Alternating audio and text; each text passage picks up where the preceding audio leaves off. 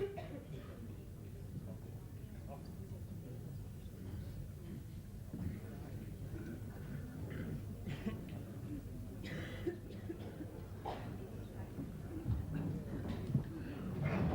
sing den Wandertango, Wandertango, bei mir zu Hause unter der Brause, ich schau mir um.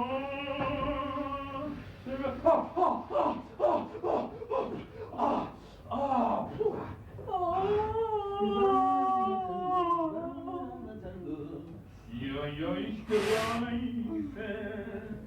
nach meiner Seite, wie ein Tenor. So ein Mist!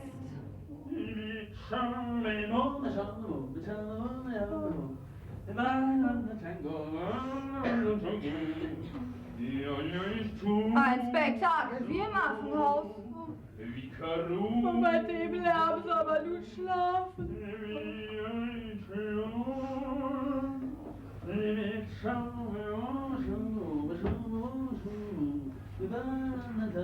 Hey, mach nicht so einen Krach, hier wohnen auch noch mehr Leute. Hey!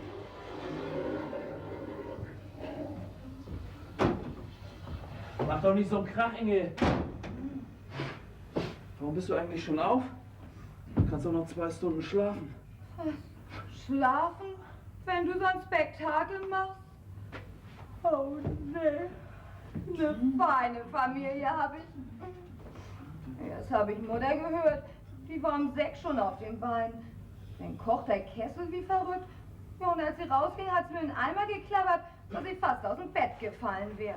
Tja, heute ist Freitag. Da hat sie die Treppe. Diese schlafenden Etappen macht mich ganz ramdösig. Mensch, mir brummt der Kopf.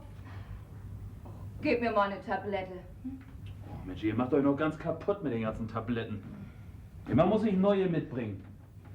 Für Mutter Abführmittel, für dich Schlaftabletten, Vitaminpillen für die ganze Familie. Ich will euch alle mal zum Essen einladen, in die Apotheke. Und das sagt mir einer, der Doktor werden will. Ach, das geht auch so, guck mal her. So, setz dich mal hin. Komm. Kopf runter. So.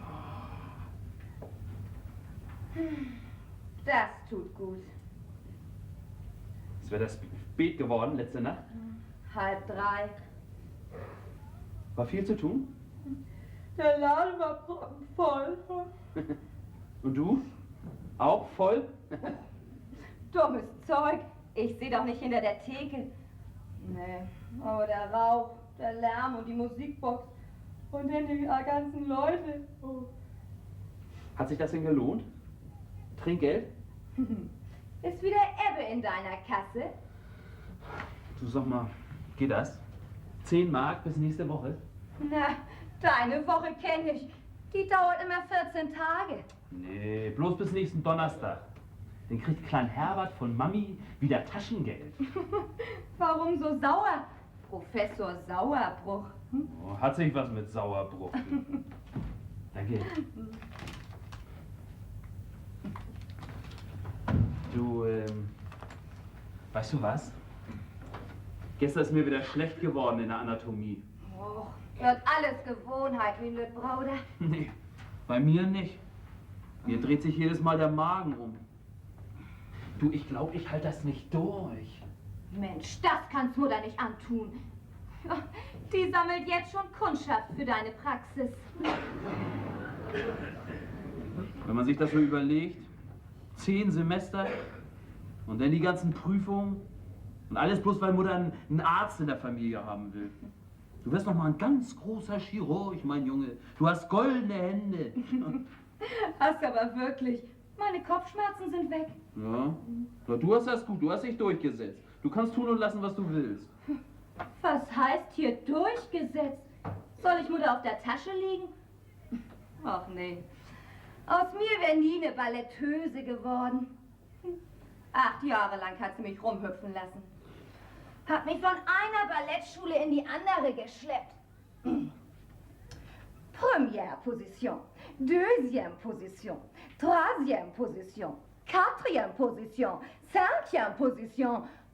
Oh nee, wenn ich ein Ballett sehe, dann tun mir schon die Füße weh, du. Und als Kellnerin, da tun sie dir nicht weh, was? Doch, aber da lacht mich keiner bei aus. Na, oder kannst du dir das vorstellen, dass deine Schwester so als Elfe über die Bühne schwebt? Hm? Nee, im Augenblick nicht so richtig, du. Oh, Mutter ist in der 2. Etage. In 10 Minuten gibt das Frühstück. Moin, Kinder. Mutter ist in der 2. Etage. In 10 Minuten gibt das Frühstück. Und Vater? Moin, mal, Jung. Moin, Papa. Na, mein Lütten, wie war's denn heute Nacht? Gut abkassiert? Na, wie sich das anhört, als wenn ich sonst was tue. Pass auf, du Schiedmühle. Und wie war das bei dir, Vater? Ja, dunkel. Diese neuen Masken mit dem Neonlicht, das reinste Augenpulver. Wenn ich da noch an die schönen hellen Gastlaternen denke. Das ist doch Quatsch. Oh ja, weil du so altmodisch bist. So, wer steht denn an der Kurbel und kann knapp noch erkennen, was auf ihn zukommt? Ihr nicht? Ist der schwarze Schatten, der plötzlich vor dir auftaucht, ein Busch oder ein Mensch? Nix sieht man. So ist das leider.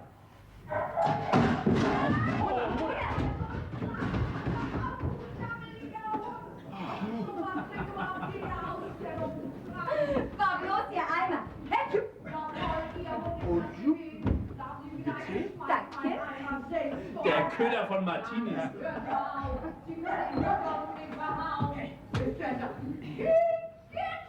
Mach, dass du rauskommst! Mein Geländer ist doch kein Laternenfall! Also das ist denn das die Möglichkeit? Also wisst ihr, was mir da eben passiert ist? Ja. Wieso denn? Ich habe ja noch gar nichts erzählt. Und trotzdem haben wir alles mitgekriegt. Deine Stimme geht durch Beton. Genau wie bei unserem Generaldirektor. Der schreit auch immer so. Besonders am Telefon. Kam da doch mal ein Schaffner ins Büro und fragte die Buchhälterin, warum schreit der Direktor denn so nebenan? Sagt sie, der spricht mit Paris. Meint der Schaffner, warum nimmt er denn nicht das Telefon?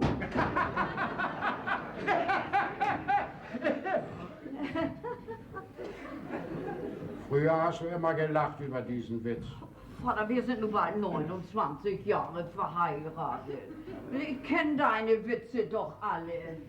Morgen, Kuddel, in 5 Minuten geht das Frühstück. Und vorher wird nicht gequalmt. Also ein Benimm hast du. Und wie du hier wieder rumläufst, wie beim Film. Rein mit dir ins Bad. Ich gehe ja schon. Helen hat nie im Pyjama rumgesessen. Nö, konnte sie auch nicht. Sie trug ja Nachthemden. Aber nicht beim Frühstück. Die hat gewusst, was sich gehört. Naja, die... Oh, aber nun geh doch mal weg. Die hat das ja auch zu was gebracht. Ein Kind hat sie, ein Mann hat sie, in Amerika sitzt sie. Mrs. William W. Whiteley. Die Gemahlin eines Millionärs. Ja, da haben wir noch nichts von gemerkt. Wo haben wir denn das nötig? Die Seife ist Haben wir alle. denn nicht alles, was wir... Ja, Augenblick, sofort. Haben wir nicht alles, was wir brauchen? Gehen wir nicht alle in guten Klamotten? Müssen wir hungern? Da hat doch auch keiner was von gesagt. Aber das gibt was, das wir uns eben nicht leisten können. Zum Beispiel ein Fernsehapparat. Du, der hat uns aber auch gerade noch gefehlt, wo du dir so schon immer die Augen reibst. Nee. Die sollen ihre Dollar ruhig behalten, dass der Jungs später mal ordentlich was hat. Aber einladen hätten sie uns ja eigentlich schon längst mal können, nicht? Dass wir den Lütten endlich mal zu sehen kriegen. Ja, was ist denn? Auch so die Seite hier. Denn sie, nee, hier, komm, den Kessel, mach mal den Kessel voll. Wasserleitung ist immer noch kaputt. Vor 3 Tagen habe ich dem Klempner schon Bescheid gesagt. Der kommt einfach nicht. Kann ja sein und der hat was gegen dich. Wer? Der Klempner. Wieso? Ja, kann doch angehen. Quatsch, das... Ihr meint natürlich, weil ich Erich damals den Kopf zurechtgesetzt habe. Nicht, das war richtig so. Wenn ich nicht so durchgegriffen hätte, dann wäre Helen nur bloß Frau Klempner. Was stellst du heute da? Mr. William W. Whiteley repariert keine verstopften Tannenmeyers. Handwerk hat goldenen Boden. Ja, und Geld stinkt nicht. Gegen Mutter kommst nicht gegen an. Nee, das sagt man richtig so. Möcht mal wissen, was aus euch geworden wäre, wenn ich nicht mehr so auf dem Kien wäre. Rückgrat, meine ich. Ah.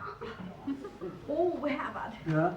Herbert, sag mal, seid ihr eigentlich schon bei der Wirbelsäule? Weißt du, als ich mich vorhin so gebückt hab, da gab das da hinten mit mal so ein Stich. Ja, wo war das genau? In der 3. Etage.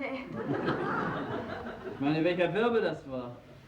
Welcher? Ja, das habe ich doch nie nachgezählt. Lass mal fühlen, du. Tut das hier weh? Ah, oh, genau. Oh, also wie du das wieder so schnell rausgefunden hast.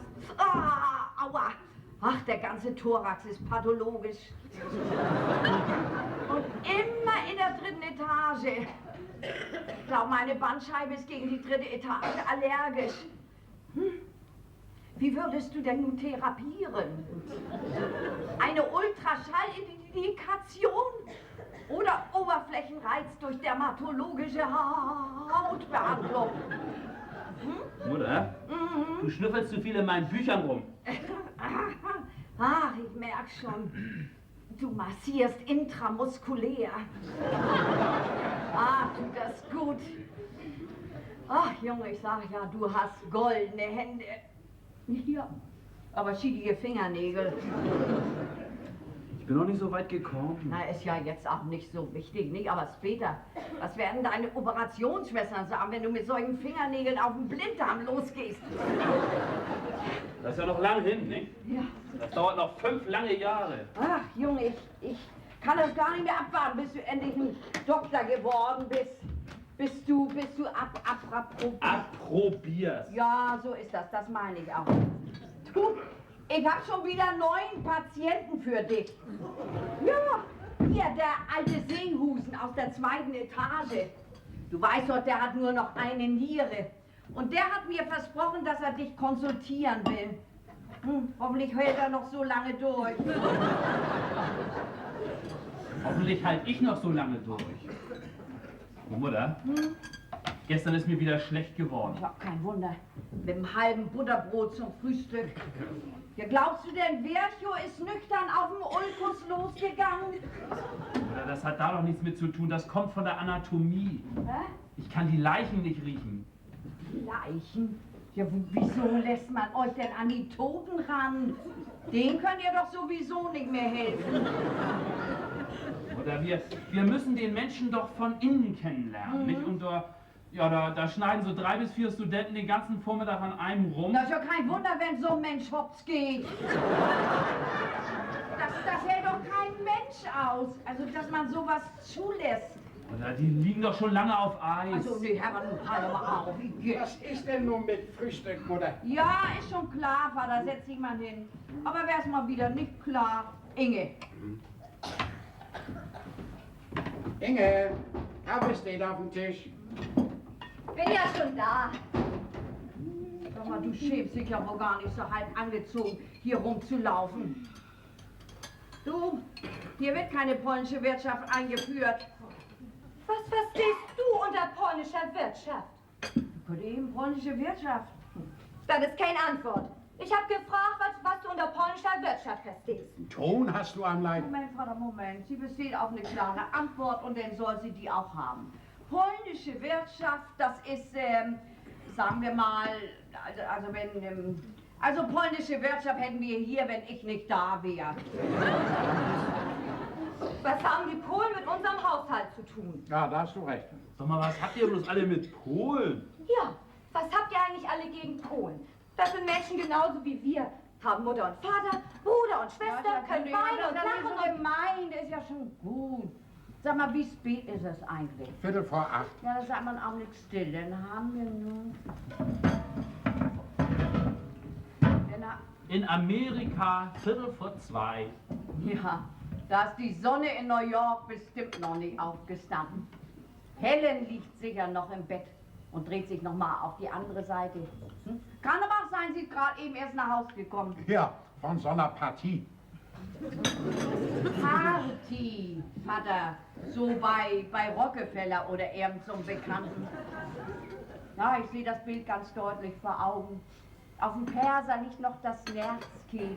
Und vom Broadway hört sie den Lärm der Straße bis in ihr Schlafgemach. Ach, Oh, du Arthur. liebe Zeit. Wie sie das wohl macht, der Broadway, der liegt 10 Straßen weiter. Du hast überhaupt keine Poesie. Nee, aber ein Stadtplan von New York.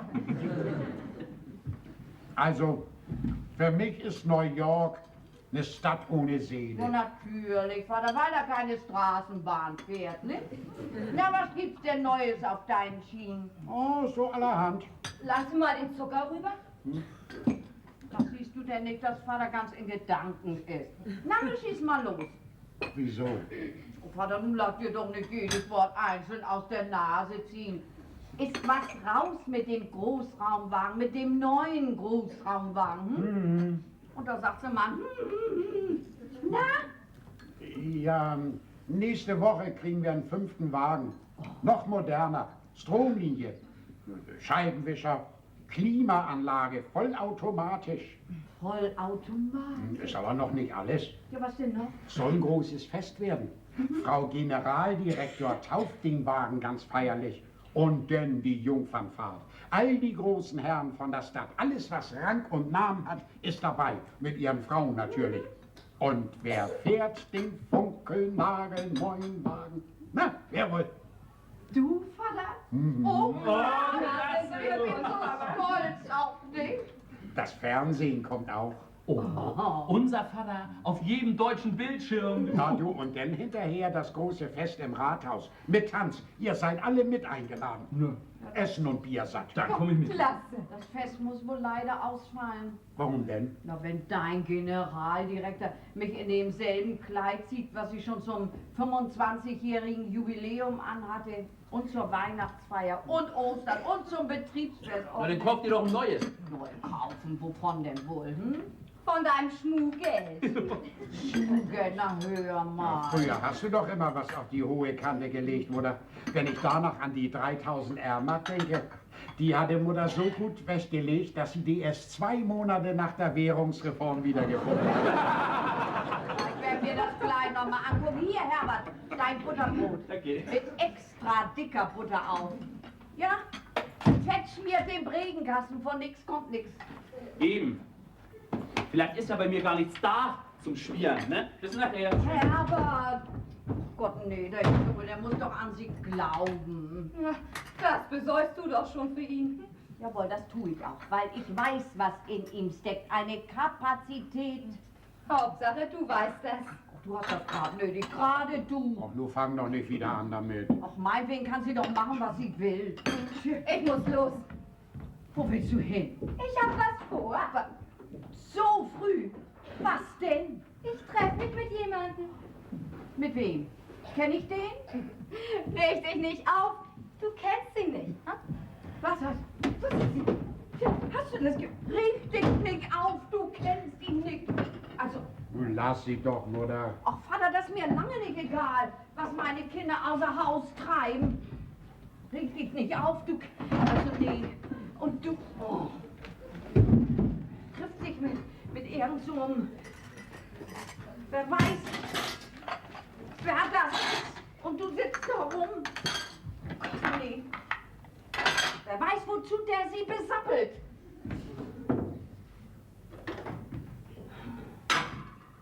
Naja, solange er bloß sappelt, geht das ja noch. Also Vater, ich habe überhaupt keine Ruhe.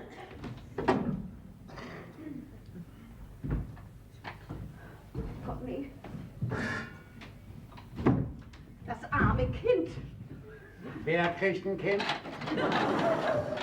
Vater, nun hör aber auf, du. Das hätte uns ja nun gerade noch gefehlt in unserer Familie. Und du, hör mal zu, was hier steht, ein Leserbrief.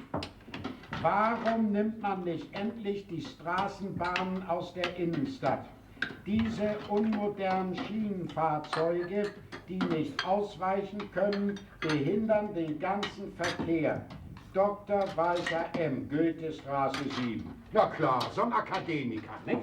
Vater, unser Jung wird ja auch Doktor, nicht? behindern den Verkehr, können nicht ausweichen. Das ist ja gerade das Gute. Bei uns weiß jeder, wo wir hinfahren. Da gibt es keinen Hin und Her. Wir bleiben in den Schienen. Ha, der wird sich doch wundern, dieser Dr. M. von wegen Straßenbahnen weg. Vater, du reg dich doch wieder ab. Ist doch noch lange nicht so weit. Mir gibt das jedes Mal einen Stich, wenn ich sehe, wo sie die Schienen rausreißen. Darum ist der neue Wagen ja auch so wichtig.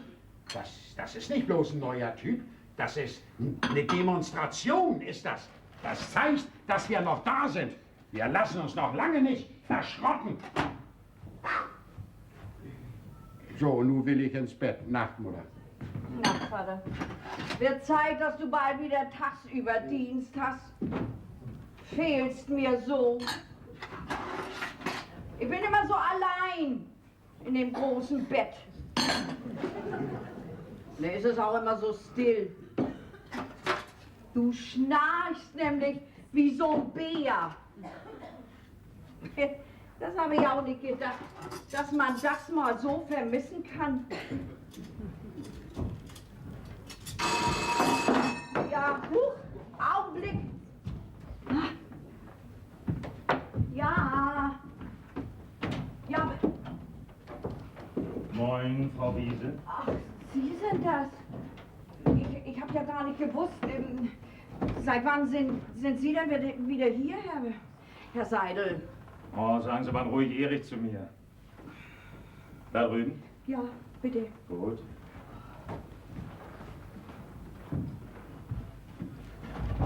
Tja, ich arbeite wieder beim Müller, genau wie früher. Gott, ja, der arme Herr Müller, nicht? Hat er sich auch nicht träumen lassen, dass er nun schon tot ist?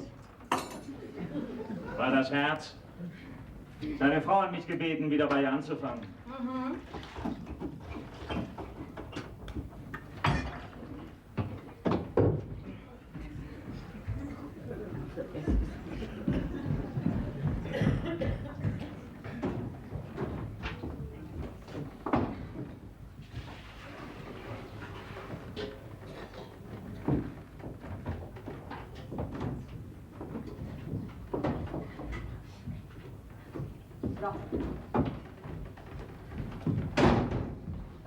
Hast schon Kaffee gehabt, Erich?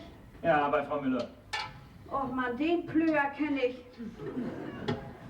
Also von dem Kaffee hat der alte Müller bestimmt keinen Herzschlag bekommen.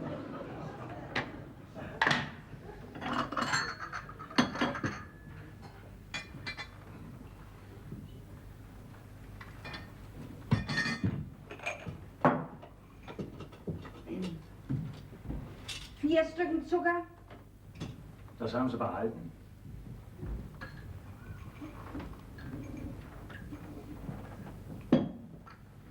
Bitte.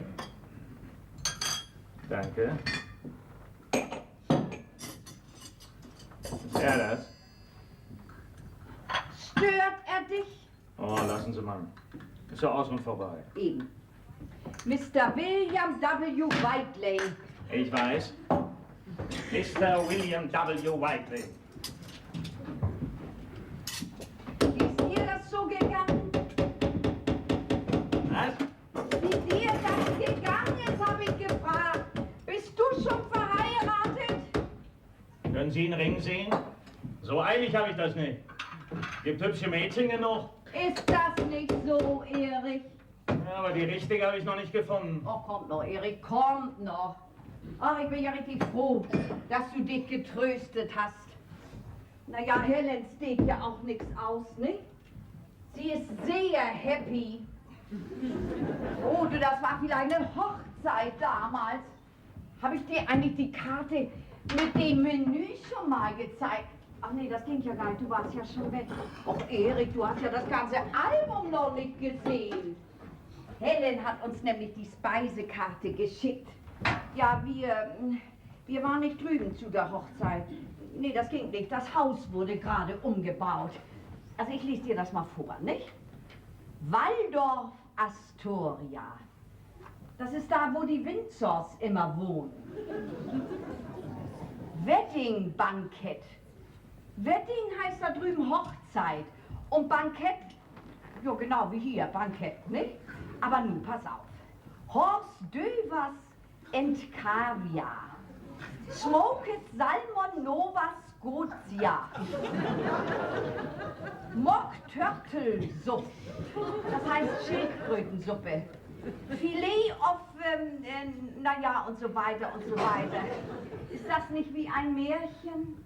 Ja, schönes Märchen. Ja, ich kann das auch immer noch nicht begreifen.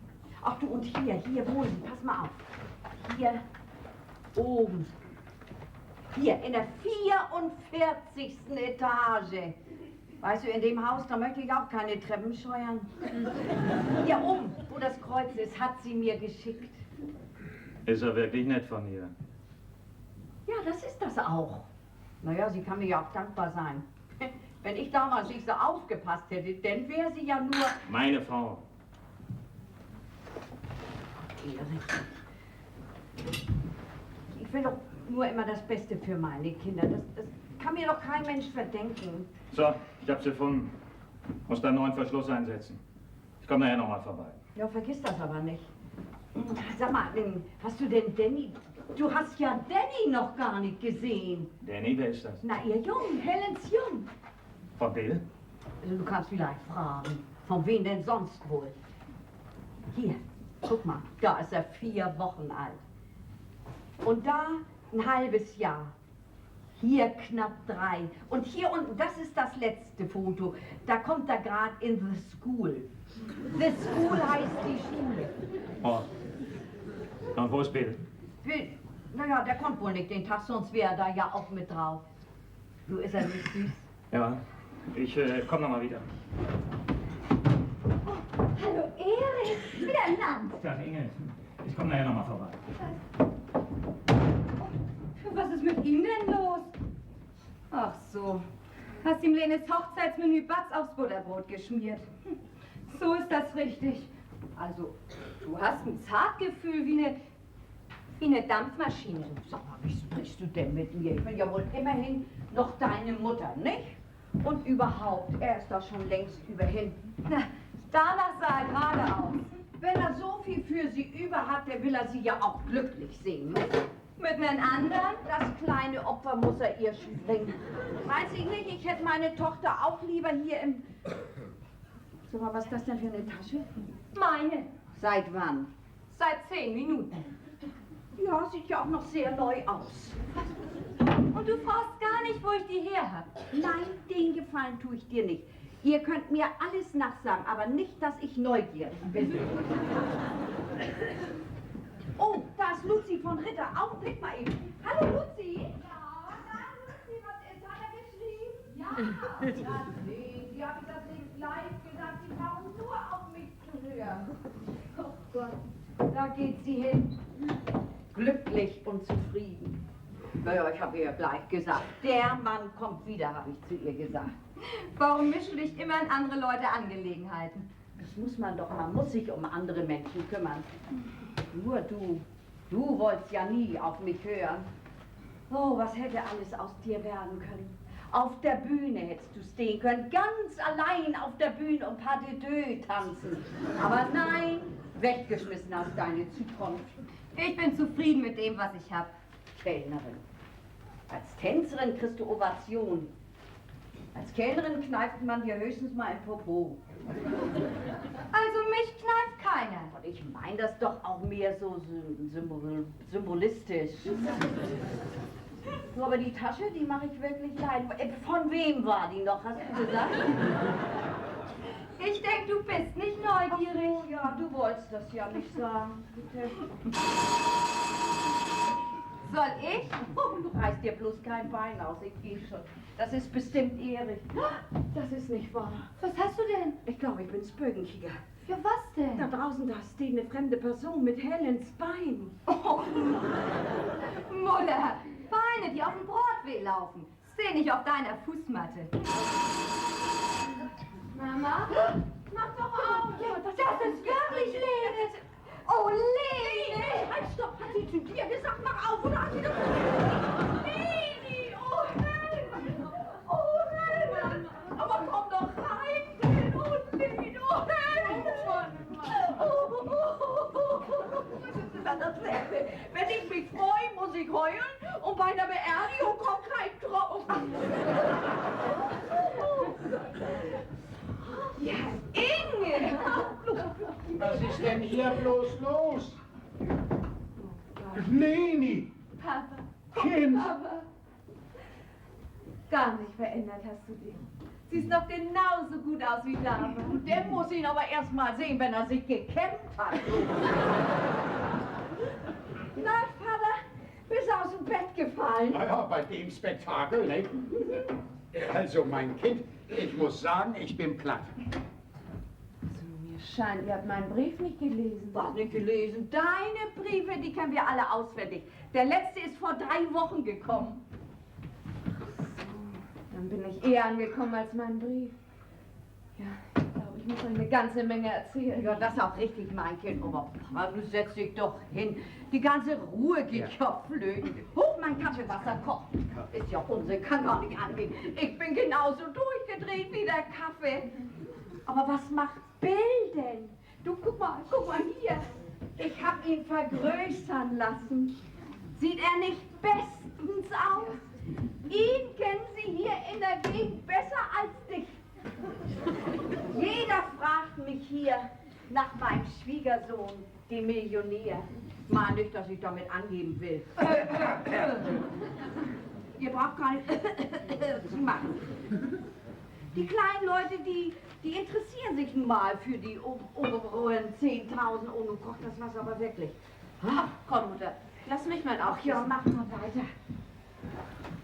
Oh, Bums, ach, da liegt er unten. Oh. Och, macht ja nichts, er ist ja heil geblieben, nicht? Den brauchen wir ja noch. Was hast du denn? Fertig ist sie mit den Nerven. Das macht das Düsenzeitalter. Ja, Vater, da hast du aber wirklich recht. Komm, lass mich mal weitermachen. Da fliegen die heute schneller als der Schall. Sag mal, ist sowas nicht schrecklich? Sitzt in deiner Kabine und deine Wörter fliegen immer hinter dir her. Das ist erstmal eine schöne Tasse Kaffee. Bringt dich wieder auf die Beine, nicht? Wie lange willst du denn hier bleiben, Leni? Ja, Vater, so schnell lassen wir sie ja nicht wieder weg, nicht? Wann musst du denn wieder drüben sein? Na, zum Mittagessen wird sie ja wohl noch Zeit haben, ne? Inge, nun geh du mal ran. Noch solche Überraschungen und ich falle in Ohnmacht. Danke. Für mich, geh mal her, geh mal her. Was ist das denn?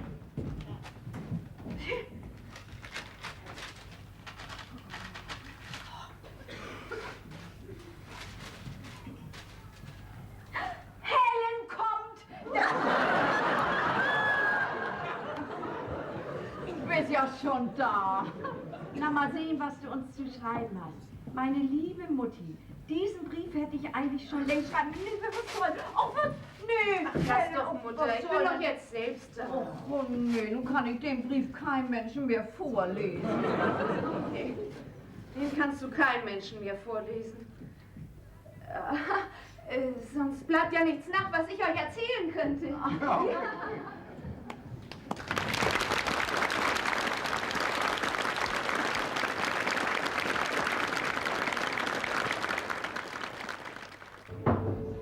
So, danke. Bitte. Na, und wie sieht er aus? Bestimmt dunkel. Ja. Und wie hat er dich angesprochen? Er mich, ich ihn. Was darf's denn sein, habe ich ihn gefragt. Einen Espresso, hat er gesagt. Ja, und hat mich bloß angeguckt. 3 Stunden lang so. Und dann?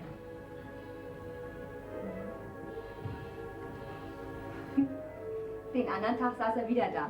Und dann den Tag. 8 Tage lang und kein Wort. Bloß Espresso bitte, danke. Naja, aber das R in Espresso kam mir gleich so ausländisch vor. Rundheraus gesagt, er ist aus Polen. Spielt nebenan in der Lolita Bar Trompete. Naja, und dann kam der Tag, da hat er sich 2 doppelte Cognacs bestellt. Ja, ich wollte sie ihm erst gar nicht bringen. Aber dann habe ich mir gedacht, jetzt oder nie. Ich habe ihm die ganze Buddel auf den Tisch gestellt. Und richtig, die hat ihn aufgetaut. Heute weiß ich gar nicht mehr, wie das ohne ihn weitergehen soll. Was sagt Mutter dazu? Sie weiß davon nichts. Für sie ist ein Pole nichts anderes als ein Polack. Die meisten denken so. Ist gar nicht so leicht, ihr so einen Osteuropäer unterzujubeln. Naja, aber ich versuche das so ganz suche. Du bist gut, Inge. Du kannst auch tun und lassen, was du willst. Bist du schon 21? Bei Mutter bleibst du immer Kind. Mich behandelt sie immer noch wie so ein Schulmädchen. Du hast das gut. Brauchst keinen zu fragen, bist weit ab vom Schuss und hast einen Mann, der für Mutter fast der Herrgott ist. Nichts habe ich. Gar nichts, verstehst du? Ist da was nicht in Ordnung mit eurer Ehe? Die ganze Ehe stimmt nicht. Wir haben überhaupt nicht geheiratet. Nee. Doch. Ich habe deine Briefe und die Bilder und die Speisekarte. Alles Schwindel. Ich war zu feige, die Wahrheit zu schreiben. Und zu stolz. Das ist ja nicht auszudenken. Also, das darf Mutter nie zu wissen kriegen. Ja, ich verstehe bloß das eine nicht. Bill und du, ihr wart doch ein Herz und eine Seele. Ja, hier. Aber als er wieder bei seiner Familie war. Seine Mutter hatte schon eine Frau für ihn ausgesucht. Tja, plötzlich war er nicht mehr mein Bill. Nach 3 Wochen habe ich die Koffer gepackt. Warum bist du nicht gleich zurückgekommen? Na, ich hatte kein Geld. Und ich wollte ihn noch nicht umfragen. Na und dann, das konnte ich Mutter doch nicht antun. Nach dem Abschied. Die ganze Straße war am Dampfer. Wie hat Mutter da gestanden? Blamiert vor all den Leuten. Ihre Tochter, auf die sie so stolz war. Mit dem Hallo in die große Welt und dann so zurück. Tja, ich bin also in New York geblieben und kriegte Arbeit im Hotel Waldorf Astoria. Oh, da stammt dann auch die Speisekarte her. Also die hat das Mutter bestimmt angetan, was? Was heißt angetan? In sich reingefressen hat sie die. Und die ganze Straße hat mitgefressen. Tja, aber will er doch bezahlen müssen für Danny. Nee. Bill hat mit Danny überhaupt nichts zu tun. Willst du damit sagen, dass Bill... Nicht der Vater von Danny ist. Ja. Oi, oi, oi. Ja, und wer ist der Vater? Ein anderer. Er kam alle 14 Tage von Boston rüber. Wir hatten dann 3 Tage für uns. Und gerade an dem Tag, als ich ihm erzählen wollte, was mit mir los war, da hat er ausgepackt.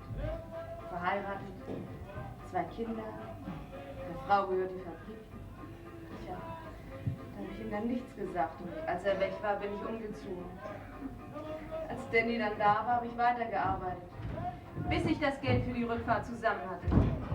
Und jetzt bin ich wieder hier. Leni, meine kleine Schwester, du! Herbert! Na, wo hast du deinen Kajak stehen, ne? Du wirst lachen, ich freue mich. Woher weißt du denn, dass Lene da ist? Ja, Mutter hat mich angerufen. Sag mal, wo hast du Bill denn? Und den Jungen, meinen kleinen Neffen. Was ist denn los?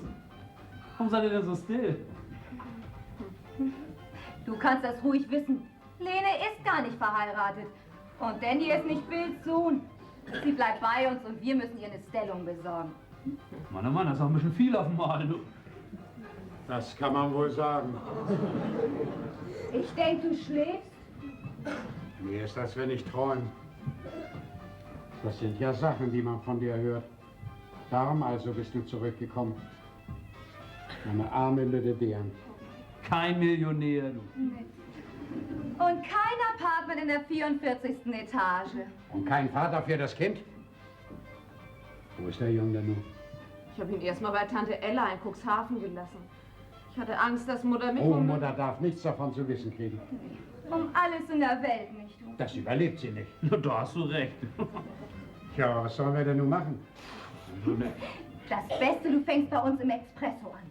Unsere Kassiererin will aufhören. Ja, ich weiß nicht. Ich habe noch nie an der Kasse gesessen.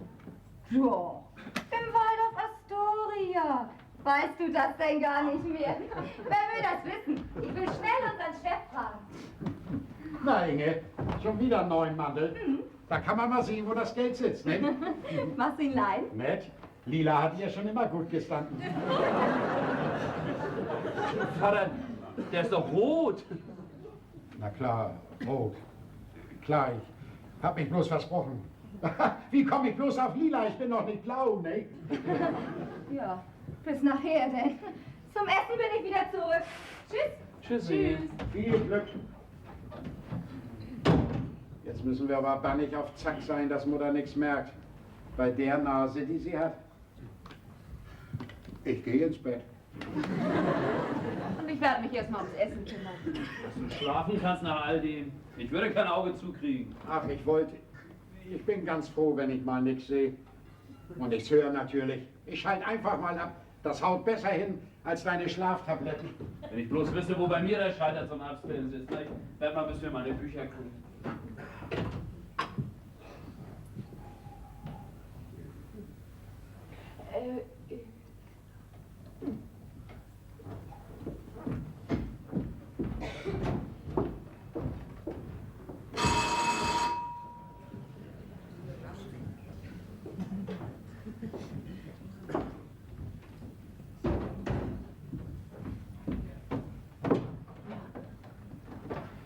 Guten Tag, Mrs. Tag, Erich. Weißt du nicht mehr, wie ich heiße? Doch, aber warum auch nicht? Tag, Lenchen. Ja. Nimm es mir nicht übel, aber ich muss erstmal das Wasser aufsetzen. Ach du, unsere Wasserleitung ist nicht in Ordnung. Kannst du die nicht mal nachgucken? Ja, was meinst du, warum ich hier bin? Denkst du wohl nicht wegen dir? Oh, nee. Das wäre wohl auch ein bisschen viel verlangt.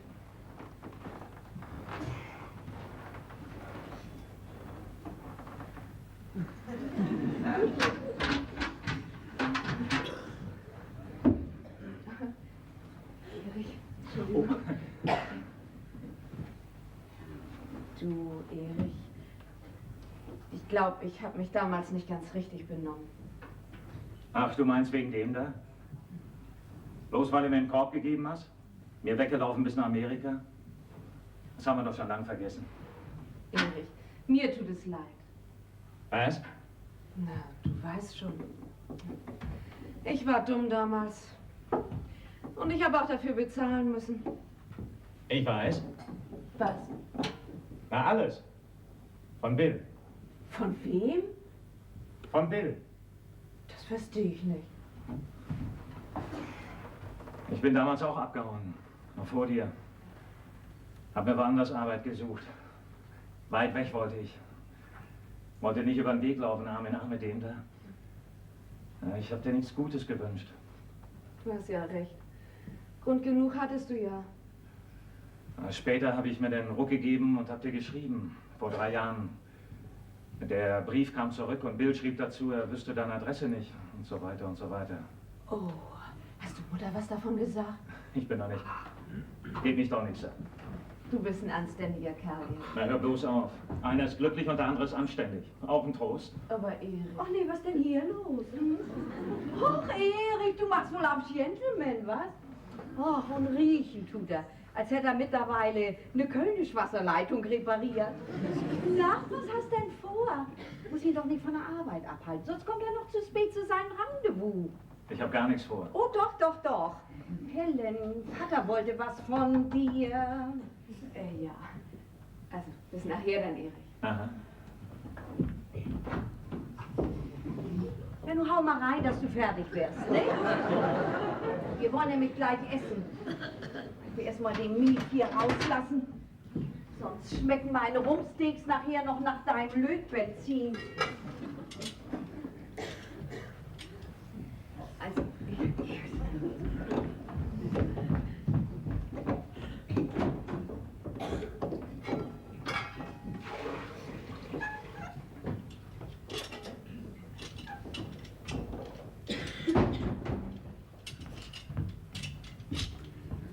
Ist ja eigentlich merkwürdig, ne?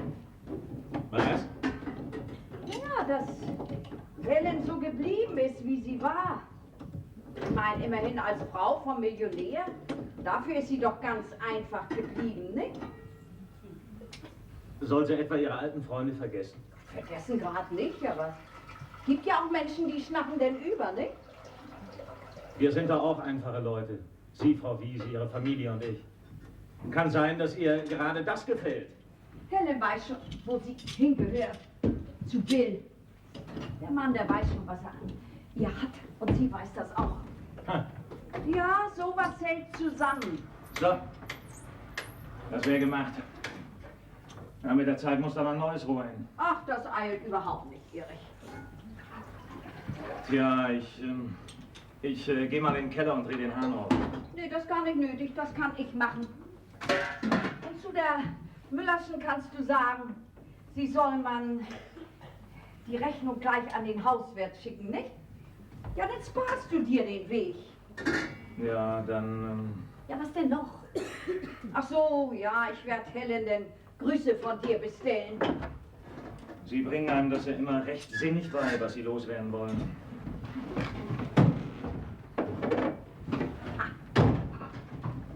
So. Na, nun war er nun schon vor Mittagessen. Ach, ich habe kein Auge zugekriegt. Oh, Vater. Das kommt von all der Freude.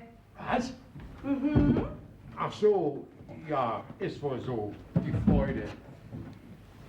Du, sag mal, Vater, Ja, ist dir an Helen eigentlich nichts aufgefallen? wieso? Hast du was gemerkt? Was? Mir ist nichts aufgefallen. Dir nicht. Aber einer Mutter kann man natürlich nichts vormachen. Ne? Helen, die ist doch ganz anders geworden als früher. So still und sinnig. Ja, das kommt wohl, weil sie so glücklich verheiratet ist, ne? Ja, das ist wohl so. Sie spricht auch nie von Bill. Ja, warum auch? Ja, und das ist ein gutes Zeichen. Wenn sie nämlich nicht glücklich wäre, dann hätte sie mir schon längst alles erzählt. Und das kannst du mir glauben. So, naja, also, du, die Sache mit deinem Kleid, die habe ich mir noch mal durch den Kopf gehen lassen. Karl, habe ich doch schon längst vergessen. Ich habe nochmal mit der Schneiderin gesprochen. Sie will das Kleid nochmal wieder aufmöbeln. Zum 8. Mal. Frau Wiese hat sie gesagt, das Kleid, das ist kein Kleid, das ist ein Boomerang. Du wirst schon gut aussehen, Mutter. Na du aber auch, Karl. Musst du ja auch nicht. Du bist ja die Hauptperson, gell? Eigentlich müsstest du ja noch... Sag mal, ich glaube, du bist schon wieder dicker geworden. Was, ich dicker geworden? Nicht ein Gramm habe ich zugenommen. Das will ich aber nun mal ganz genau wissen, Karl. Ja, warum denn? Ja, das interessiert mich. Mach mal deinen Mantel auf. Mach mal auf. So, das will ich nur mal wissen. Schwarz auf weiß, komm. Karl, du reißt doch mal ein bisschen. Ich komm doch nicht rum. Oh, Karl, du, heute hast du aber doppelt so viel wie vor 30 Jahren. Du. Oh, nee, nicht schummeln, nicht. Lass den Bauch mal draußen. So, und nun hier Luft anhalten. Huch. Ja. Und nun hier. So. Ja, ist gut. Du, sag mal, was willst du eigentlich mit meinem Umfang? Ach, nichts, bloß so. Ich könnte ja mal danach gefragt werden, nicht? Was, nach meiner Taille? Vater, du kennst doch die Leute, die fragen doch der Kuh das Kalb ab, nicht? Ach, sag mal, Mutter, muss ich mich extra anziehen zum Mittagessen? Na, Karl, wir haben hier doch nicht das Nachtlager von Kanada, nicht? Im Augenblick mal eben meine Kartoffeln. So, kochen schon wieder wie doll.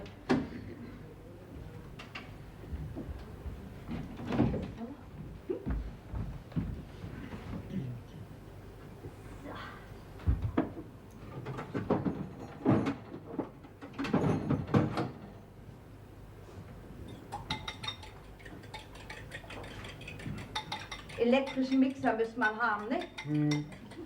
Oh, Karl, ich glaube, das langt, wenn du dich nur rasierst. Ach, du liebe Zeit. Was ist denn? Vergessen, Kohlen aufzuschütten. Nee, lass mal, das mach ich. Kommt überhaupt nicht in Frage. Glaubst du, ich habe dich durchs Abitur gebracht, dass du nun Kohlen schützt? Komm. Kümmere dich lieber um das Eiweiß. Das passt auch besser zum Doktor. Was gibt's denn heute zum Mittag, Mutter? Schildkrötensuppe. Wie im Waldorf Astoria. Und zum Abschluss gibt es als Horst Dövers Käse. Als Hors d'oeuvre Käse, du Mutter, ist gut, ne?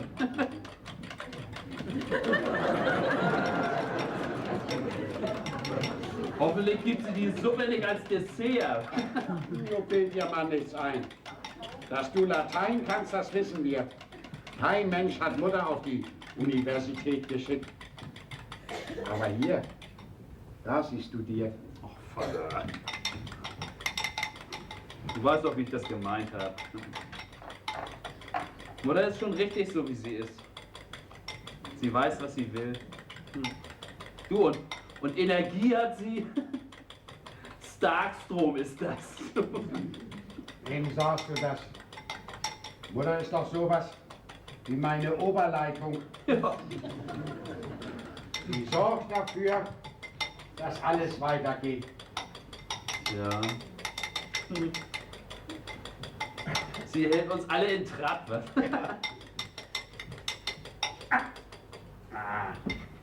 Wieder völlig durchgedreht heute. Naja, knapp geschlafen. Meine Blutgruppe schmeckt nicht.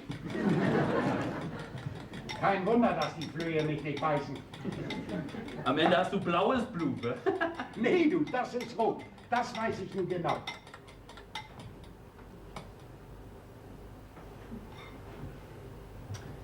Du Vater, du hast doch einen Blick für sowas, ne? Findest du, dass dieses Hemd mir steht? Ich glaube, die Farbe ist ein bisschen krass, ne?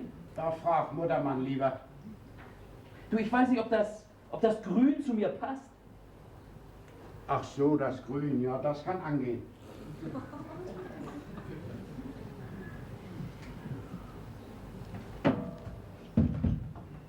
Du Vater, warum machst du mir was vor? Das Hemd ist nicht grün. Du kannst die Farben nicht mehr richtig auseinanderhalten.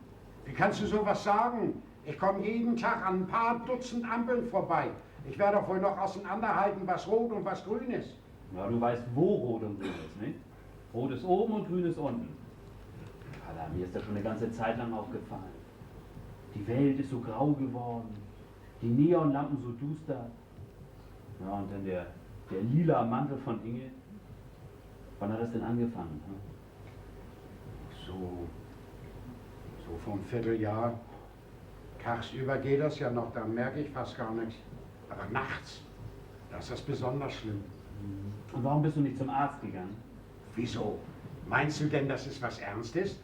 Ich habe gedacht, das geht wieder vorüber, nicht? Ich habe doch immer gute Augen gehabt. Vater, du musst keine Angst haben. Aber da muss doch was passieren. Ja, aber ich kann doch weiterfahren, nicht? Ich muss doch weiterfahren, gerade nu. Als erstes musst du zum Augenarzt. Ich werde dich anmelden bei Professor Lütjehan. Was? Gleich beim Professor? Ist das denn so schlimm? Was kann das denn sein? Wie soll ich das wissen? Das kommt drauf an. Also gut, dann meld mich mal an. Aber nichts zur Mutter sagen, hörst du? Nee, halt nicht. So, das wäre wieder klar. Karl, du bist ja immer noch nicht fertig. Ja, Vater hat sich den Finger geschnitten. Oh Gott. Und du bist mal wieder ganz blass, ne? Du weißt doch, ich kann kein Blut sehen. Aber mal hoffen, dass sich das bald gibt, ne? Du kriegst mal schon die Rumpsteaks raus, ne? Aber dass du mir dabei nicht aus den Latschen kippst, die sind nämlich auch noch ein bisschen blutig.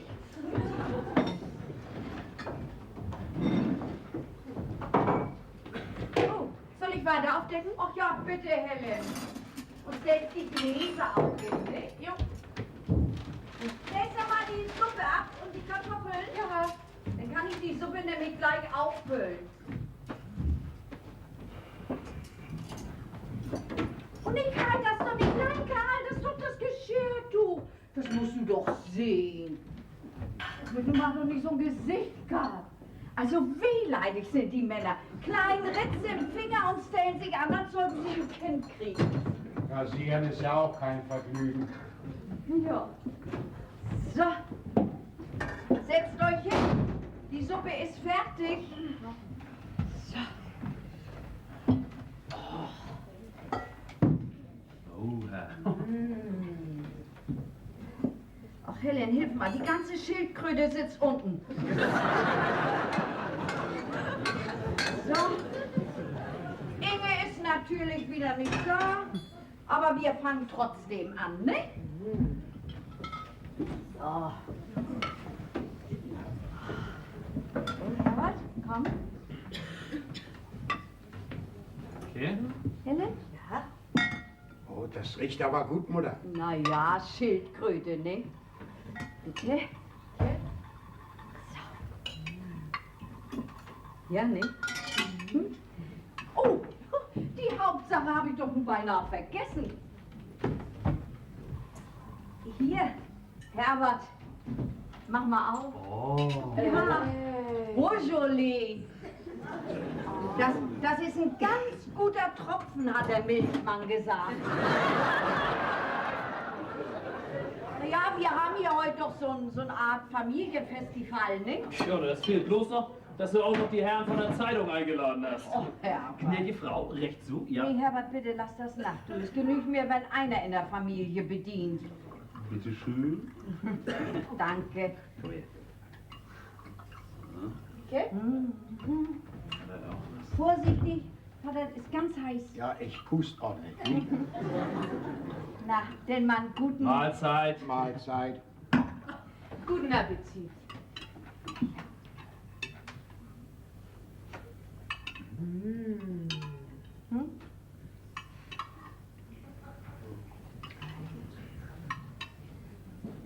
Also ich will mich ja nicht selbst loben, nicht? Aber die Suppe, die ist... Nee, Mutter, da hast du nicht so viel gesagt. Nee, die Dose hast du aufgemacht wie ein Fachmann.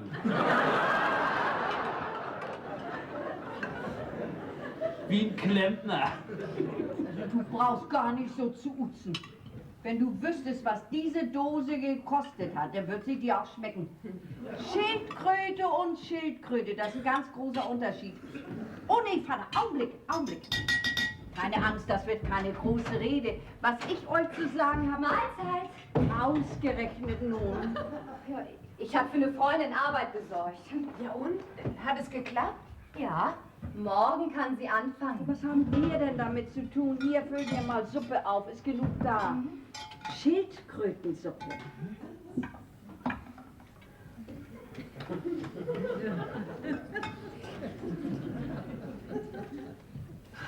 Na, dann wären wir ja nun wohl so weit, ne? Mein lieber Karl, meine guten Kinder, ich bin kein Freund von großen Worten, aber wenn das Herz voll ist, dann will der Mund auch nicht zu kurz kommen. Inge, nimm mal die Ellbogen von Tisch. Lang ist das her, dass wir hier mal so schön zusammengesessen haben. Och, das heißt, Bill ist ja nun leider nicht dabei momentan, aber ich weiß, er lönscht in Geiste mit uns. Ich weiß, ihr habt manchmal auf eure Mutter geschimpft. Oh, komm, du sag mal ganz ruhig doch. Ich weiß, dass das hat euch auch nicht gepasst, wenn ich immer so hinterher gesessen habe. Ja, ich habe viel von euch verlangt, aber doch nicht für mich. Alles nur immer für euch. Na, dir habe ich doch das Lateinische hinten und vorn reingejagt. Und nun steuerst du schon auf deine eigene Praxis los. Und mit dir war das ja auch nicht immer leicht. Dich habe ich doch so richtig zu deinem Glück zwingen müssen. Und wie stehst du nun da? Siehst du nur ein, wie gut ich das mit dir gemeint habe? Och ja, Karl, unsere Kinder haben es alle zu was gebracht. Fast alle. Können wir nicht zufrieden sein? Wir sind nicht reich, aber gesund. Was wollen wir mehr? Wenn ich mir andere Familien angucke, da stimmt nichts, aber auch gar nichts. Und in unserer Familie ist alles in Ordnung. So, und da wollen wir nun mal auf anstoßen. Prost, Karl. Prost, Mutter. Prost, ihr drei. Prost, Mutter.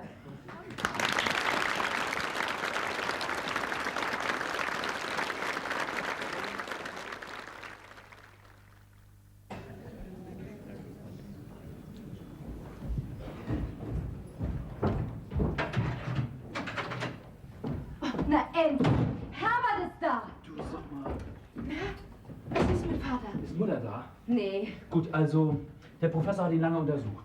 Ein Glück, dass ich dabei gewesen bin. Vater hat sich ganz schön aufgeregt. Er muss was geahnt haben. wieso was? Tja, Mit der Fahrerei ist auf jeden Fall Schluss. Heißt das, Vater wird blind? Nee, so schlimm ist das nicht. Er hat den grauen Star und der kann operiert werden. Ja, und was wird dann? Oh, er muss eine dicke Brille tragen. Aber sehen wird er dann besser als jetzt. Ausgerechnet heute an seinem großen Tag. Hättest du nicht morgen mit ihm hingehen können?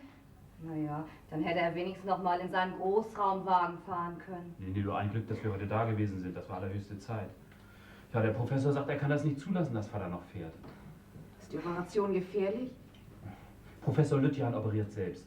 Da ist Vater in guten Händen. Also wenn Mutter das zu wissen kriegt, ist das nötig, dass wir ihr das sagen? Na, also diesmal geht's wohl nicht anders. Ja, aber wie bringen wir ihr das bei? Nee, ich habe das mit Vater schon besprochen. Er will ihr das selbst sagen, wenn er jetzt kommt. Ja, das Beste ist, wir lassen die beiden allein. Wir gehen sowieso gleich in Dienst. Ja. Ja, wenn der Mutter das beigebracht hat, dann will er zur Direktion und da Bescheid sagen. Danke. Auch das Beste ist, ich komme auch gleich mit, nicht? Gib mir einmal mit. Danke. Na? Gefällt dir das da? Ach doch. Bloß heute Nacht habe ich wieder geträumt, dass Mutter ins Expresso kommt. Und mir das Bild von Bill rechts und links um die Ohren haut. Mutter hat nichts gemerkt. Und ins Expresso kriegen sie keine 10 Pferde rein, du. So, da bin ich wieder. Na nu, was denn hier los? Macht ihr einen Betriebsausflug? Ja, wir bringen Inge bloß ein Stück längs. Na, aber macht nicht so lange. Ihr wisst doch, was heute für ein Tag ist, nicht? Na? Wie findet ihr sie denn? Wen? Was? Also nee, wenn ihr nichts merkt. Oh, na, tschüss denn, Mutter. Ja, bis nachher dann, nicht? Tschüss. Ja. Mal einen Kopf hoch, Mutter. Also so Quatsch ist diese Frisur ja nun auch wieder nicht. So was. Na Karl, was war los auf der Direktion? Wo? Ja, du. Ach so, ja, auf der Direktion. Hat nichts zu sagen. Siehst aber müde aus, Karl. Das ist ja auch kein Wunder, wenn man dich am helllichen Tag aus dem Schlaf holt. So was. So, Karl. Und nun bekommst du erstmal eine schöne Tasse Kaffee, nicht? Ach ja, das wäre nett, Mutter. Ja. So. Sollst mal sehen. Die Möbel dich wieder auf.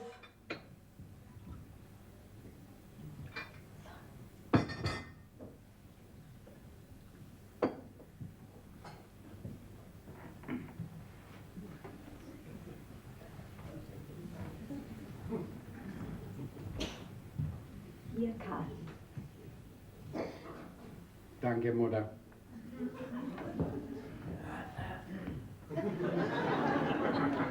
Karl, guck mich doch mal an. Hast mir gar nichts zu sagen? Was? Woher weißt du, dass ich bei... Was? Was meinst du? Meine Haare. Oh nee, nun lässt man sich extra den Kopf renovieren. Und du? Ist doch schließlich für deinen großen Tag. Mein großer Tag. Du, Anni, ich muss dir was sagen. Na nu, so feierlich? Na, dann schieß mal los. Aber mach zu, du musst ja gleich in Dienst, nicht? Heute darfst du nicht zu spät kommen, sonst fährt noch ein anderer deinen Wagen und das könnte ihm so passen, nicht? Ist das nicht egal, wer an der Kurbel steht? Ich oder sonst einer? Was, das soll dir egal sein, wo sie gerade dich dafür ausgesucht haben? Also, ich denke an nichts anderes als an diese Feier. Nachts schlafe ich in deinem Großraumwagen, träume von deinen Ehrengästen. Morgens wache ich mit deinem Generaldirektor wieder auf. Und dir soll das auf einmal alles... Och, Karl, ich weiß ja, was dir fehlt. Ja. Lampenfieber hast du. Aber das gibt's nicht. Wenn du erst an der Kurbel stehst, ist alles vorbei. Mutter, wer weiß, wie lange ich noch an der Kurbel stehe, nicht? Also Karl, mach aber mal einen Punkt. Was ist denn bloß? Morgen kannst du melanklöterig sein. Morgen ist Bustag. Aber heute, denk doch mal an all die, die sich mit dir freuen. Die Kinder, die Nachbarn. Die ganze Straße steht doch Spalier. Oh nee, Was? nun habe ich mich versabbelt. Das sollte solche große Überraschung für dich sein. Ach, Anni, du machst einem das aber wirklich nicht leicht. Für mich ist das doch auch ein großer Tag. Ich bin doch deine Frau. Mutter, sag mal, rechnest du denn gar nicht damit, dass mal was passieren könnte? Was, wo wir uns nicht gegen wehren können? Mal sagen, das Haus brennt ab oder einer von uns wird krank? Mal aber den Teufel nicht an die Wand, Karl.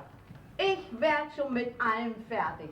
Aber du wärst nicht zur rechten Zeit fertig, Karl, denn du musst ja noch... Oh, Karl, jetzt wirst du aber Augen machen, Karl. Augen zu? Anni, mir fällt es wirklich nicht leicht, die Uniform auszuziehen. Och, die ich hast so doch viele schon was Jahre gemerkt. getragen Deine habe. Uniform in Ehren, Karl. Aber sie war doch schon sehr speckig, nicht? Augen auf! Anni, du hast... Ach, du tu doch nicht so. Du hast beim Maßnehmen doch schon gemerkt, was ich vorhatte. Komm, zieh mal die alte aus. Ja, dann muss ich ja wohl... Ja, so und nur die neue an. Dalli, dalli. So, die Arme runter. Du, die ist heute Morgen erst fertig geworden, Karl. So, na, Karl, was sagst du nun? Och, Anni, du bist schon eine, du. Ja, das bin ich auch. Och, Mutter, ich danke dir für alles. Aber Karl, das ist ja noch gar nicht alles. Hier, guck mal. Luxusausführung. Luxusausführung, da bin ich schon immer scharf auf gewesen. Du, Anni, ich wollte dir ja noch was Und sagen. morgen ist ja auch noch ein Tag, nicht? Du hast auch recht, du. Und nun gehst du in Dienst. Ja, nun gehe ich in Dienst. Halt dich fuchtig, Karl. Ich warte an der Endstation auf dich. Oh, Karl, ich bin so stolz auf dich. Das sollst du auch, Mutter. So, nun aber los. Ja. Nee, du, den nehme ich über den Arm, nicht? Ja. Was soll schon groß passieren, nicht? Ist ja bis jetzt immer gut gegangen. Tschüss, Mutti. Tschüss, mein Karl. Ach, was für ein stattlicher Mensch. Aber eine neue Hose muss er auch noch haben. Naja, wenn wir die Jacke abbezahlt haben. Nanu, hast du was vergessen? Ja, was... Ach, du bist das, Erich. Ja, wieso kommst du denn, Erich? Na, Sie haben da angerufen bei der Müllerchen. Ja, aber ich habe extra gesagt, Sie sollen einen anderen schicken, ich weiß. Ja, weil ich meine Gründe hatte. Kann sein, aber erstens ist kein anderer da. Und zweitens hat der Chef das Sagen, wer geschickt wird. Und der Chef bin ich. Du? Ich denke, die Müllersche, die... Sie hilft mir noch ein bisschen. Aber der Laden gehört mir. Bar bezahlt. Oh, ist ja direkt eine Partie, wollte ich sagen. Ja, hätten Sie doch an früher gewusst, was? Als wenn ich... Auf Geld habe ich nie geguckt. Aber ich habe auch nichts dagegen. Naja, also wo du doch mal hier bist, bitte, der Wasserhahn tropft, da muss eine neue Scheibe drauf. Haben Sie das Wasser abgestellt? Ja, aber nicht im Keller, nur den kleinen Hahn da unten. Na, schnell gemacht.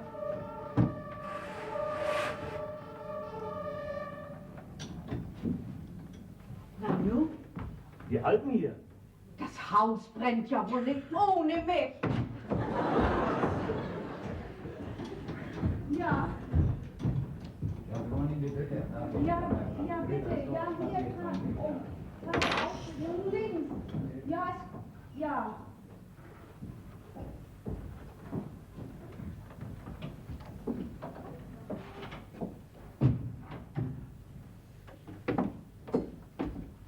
Was war denn los? Ach, die Luzi von Ritter, die hat sich was angetan. Mit Gas. Tot? Nee, sie glauben, sie kriegen sie durch. Gott, die ging doch mit diesen netten Menschen. Ach, Sie meinen den Heiratsschwindler? Ich Dose. Als ich das heute Morgen gelesen habe, habe ich sofort zu Frau Müller gesagt. Man muss sich um die deren kümmern. Die hat dem sicher auch Geld gegeben. Genauso wie die anderen 23 Frauen. Also das ist doch nicht zu sagen. Und dabei, der Mann, der hatte solch aufrechten Gang. Ich habe doch einen Blick dafür. Ach, dann haben Sie ja wohl noch zugeredet, was? Wieder mal so ein bisschen Schicksal gespielt. Also hör...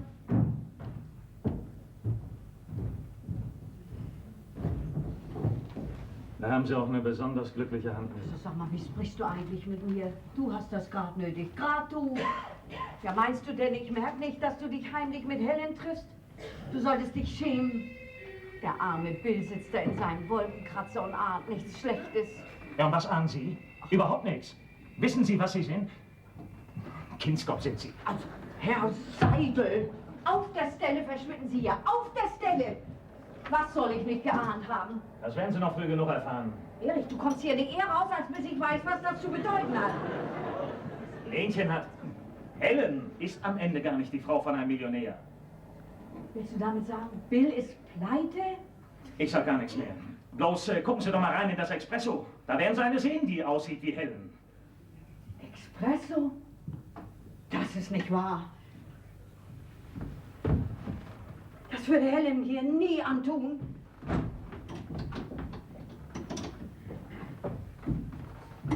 Das ist gelogen. Das will ich mit eigenen Augen sehen. Mutter, was ist... Erich, was ist los? Hat sie mit meinem Vater gesprochen? Nee, mit mir.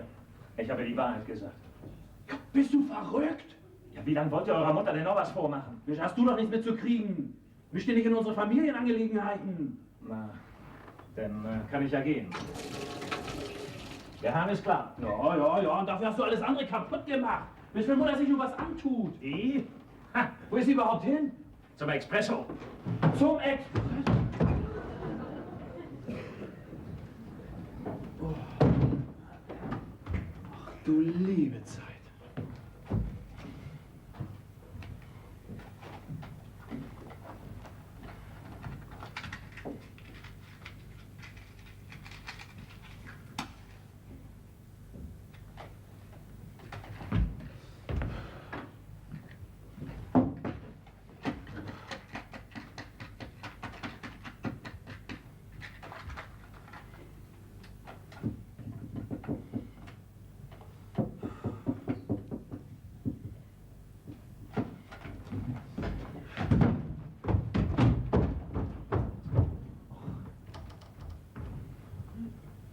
Mutter.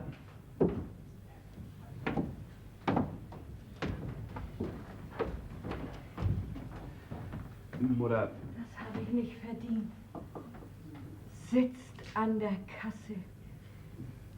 2 Kännchen Mokka, 1 Apfelschnitte mit Sahne, 3 Gulaschsuppen, 1 Käsebröt. Macht zusammen. Das ist zu viel. Mutter. Sitzt an der Kasse mit einer Schleife im Haar.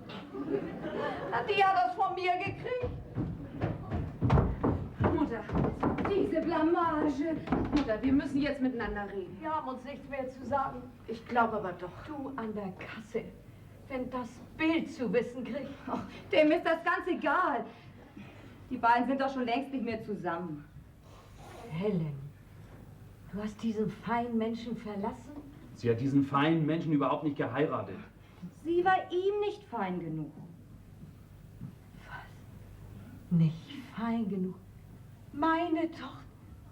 Ja, was bildet sich dieser Mr. W. denn eigentlich ein? Oh, Helen, denn warst du ja die ganze Zeit allein. 8 Jahre. Oh, Kind. Du warst zu stolz, ne? Das hätte ich nicht von Bill gedacht, dass er dich mit Danny allein lassen würde. So ein Gangster. Mutter, Bill ist kein Gangster. Er hat mit dem Jungen überhaupt nichts zu tun. Nee, das will ich auch hoffen. Von dem lassen wir uns dann... Was war das denn? Gar nichts zu tun. Ach, so ist das. So. Und mit dem anderen Mann bist du auch nicht verheiratet? Auch das nun? Ja, wo ist der Junge denn? Ich habe ihn erstmal bei Tante Ella in Cuxhaven gelassen, bis sich hier alles beruhigt hat. Wenn das Vater zu wissen kriegt. Vater weiß das schon. Ach so. Auch Vater weiß das schon. Du hast es natürlich auch gewusst. Du auch. Alle habt ihr es gewusst. Am Ende weiß die ganze Straße das schon. Nur ich habe nichts gewusst. Das werde ich euch nie vergessen. Niemals. Niemals. Und auf dich war ich immer so stolz. Ja, davon kommt ja alles. Von deinem verdammten Stolz. Darum habe ich mich auch nicht nach Haus getraut. An uns hast du gedacht. An dich selbst hast du gedacht. Jetzt bist du aber zu weit gegangen. Mutter ist immer für uns da gewesen. Sie hat immer das Beste gewollt. Du brauchst dich nicht für mich einzusetzen, gerade du nicht. Den habe ich doch schon lange abgeschrieben. Ja, geh in dein Espresso. Trinkgeld geben solltest du, nicht kriegen.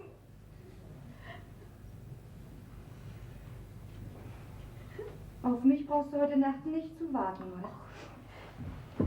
Was hat sie ihm gesagt? Ich kann doch nicht einfach glauben, sie ist doch... 21, ja.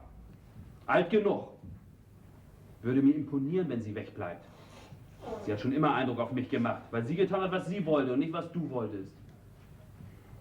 Sie steht auf eigenen Füßen und wir sind bloß deine Ableger. Ja, das seid ihr auch, aber ich hab auch was aus euch gemacht. Inge ist Kellnerin, aber für euch habe ich den Weg doch glatt gemacht. Mutter, für mich? Naja, aber jedenfalls für Herbert. Aus Herbert mache ich noch eine Kapazität. Und wenn ich das nun gar nicht will? Ach, natürlich willst du das. Sowas gibt es doch gar nicht. Das hast du eben noch nicht so gemeint, oder? Das war mein Ernst. Einmal muss das ja raus. Mir passt das alles nicht. Dauernd wird mir schlecht in der Anatomie. Ich möchte auch mal Geld verdienen. Dafür lass mich mal sorgen. Solange ich arbeiten kann, ist das keine Not. Ich will dir aber nicht auf der Tasche liegen, Mutter. Ich habe die Nase voll. Ja, was willst du denn machen? Weiß ich nicht. Dr. Wiese. Hörst du nicht, wie das klingt? Willst du denn nicht tausend und abertausend Menschen das Leben retten? Am Ende tue ich das gerade, wenn ich kein Arzt werde. Ich tauch da nicht für, du verstehst das doch endlich. Dann lasst das nach. Macht, was ihr wollt. Für mich bricht eine Welt zusammen. Mutter, mir tut das leid. Nein, aber leid tun sollt ihr das nicht. Kein Mensch soll zu seinem Glück gezwungen werden. Geht, wohin ihr wollt. Ihr solltet das mal besser haben als ich. Raus aus dem Keller, rein in die erste Etage. Ihr solltet mir nicht danken dafür. Was hat man nur davon, dass man sich so abgerackert hat? Einen Tritt kriegt man von den eigenen Kindern. Gott, Mutter. ich halte das nicht aus.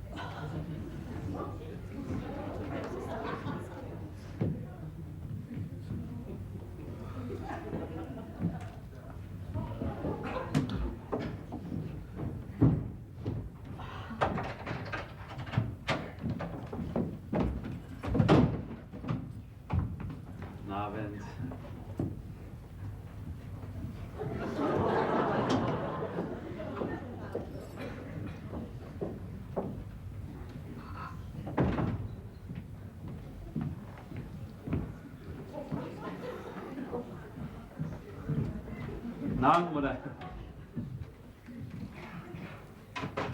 Gehst du aus? Ja. Oder denkst du, ich ziehe diese Kleidage zu meinem Vergnügen an? Ich weiß, was wir Vater schuldig sind. Soll er darunter leiden, dass er Kinder hat, die so undankbar sind? Nein, heute wird gefeiert, ob mir nun danach zumute ist oder nicht. Oh, diese Schuhe, die wünsche ich meinem größten Feind nicht. Sag mal, ist Vater denn danach zumute? Wo ist er denn überhaupt? Oder zum Dienst natürlich, wo denn sonst? In seiner neuen Uniform. Zum Dienst? Ja, aber das darf er doch nicht mit seinen Augen. Warum hast du ihn denn laufen lassen? So, was ist denn mit seinen Augen? Ja, er hat doch den grauen Star. Oh, das kann doch gar nicht angehen bei seinen guten Augen. Hat er dir denn gar nichts erzählt? Nix hat er erzählt. Mir erzählt ja kein Mensch mehr was.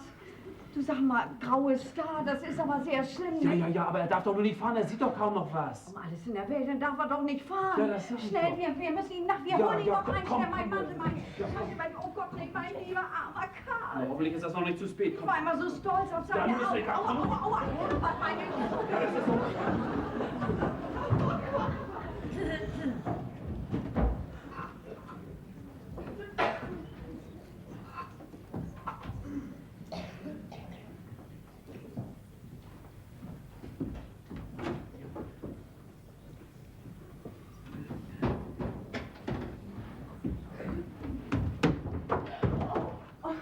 Na, ein Blänchen. Guten Abend, Erich. Hast dich erschrocken? Ja. Ja, ist da noch was? Ja. Bei eurer Wasserleitung. Das verstehe ich nicht. Ja, ich auch nicht. Ich habe sie doch gerade erst repariert. Also, das ist ja komisch. Vom Augenblick lief es noch. Na nu? Oh. Ja, da liegt er doch auch nicht dran. Jetzt muss ich suchen. Wenn ich bloß nicht die ganze Wand aufreißen muss. Was? Um diese Zeit? Tja. Scheint, dass deine Mutter das verflixt eilig hat. Sonst hätte sie wohl nicht angerufen. Ich habe mich überhaupt gewundert, dass sie hat mich doch vorhin an die frische Luft gesetzt. Der Tag ist wunderbar. Wir haben uns auch schon die Wahrheit gesagt. Tut mir leid, Lenchen. Meine Schuld. Ich habe angefangen. Das heißt, erst nachdem sie mich getriezt hat. Ja, das kenne ich. Aber mal muss es ja doch rauskommen. Hast du schon Abendbrot gegessen? Oh, ich wollte gerade damit anfangen, da rief deine Mutter an. Na komm, ich mache uns was. Fein. Oh, danke. Na, guck mal. Sogar einen Knust habe ich für dich. Das hast du nicht vergessen? Nee, das habe ich nicht vergessen. Das war ja eine ganz schöne Zeit damals. Ach, war die schönste.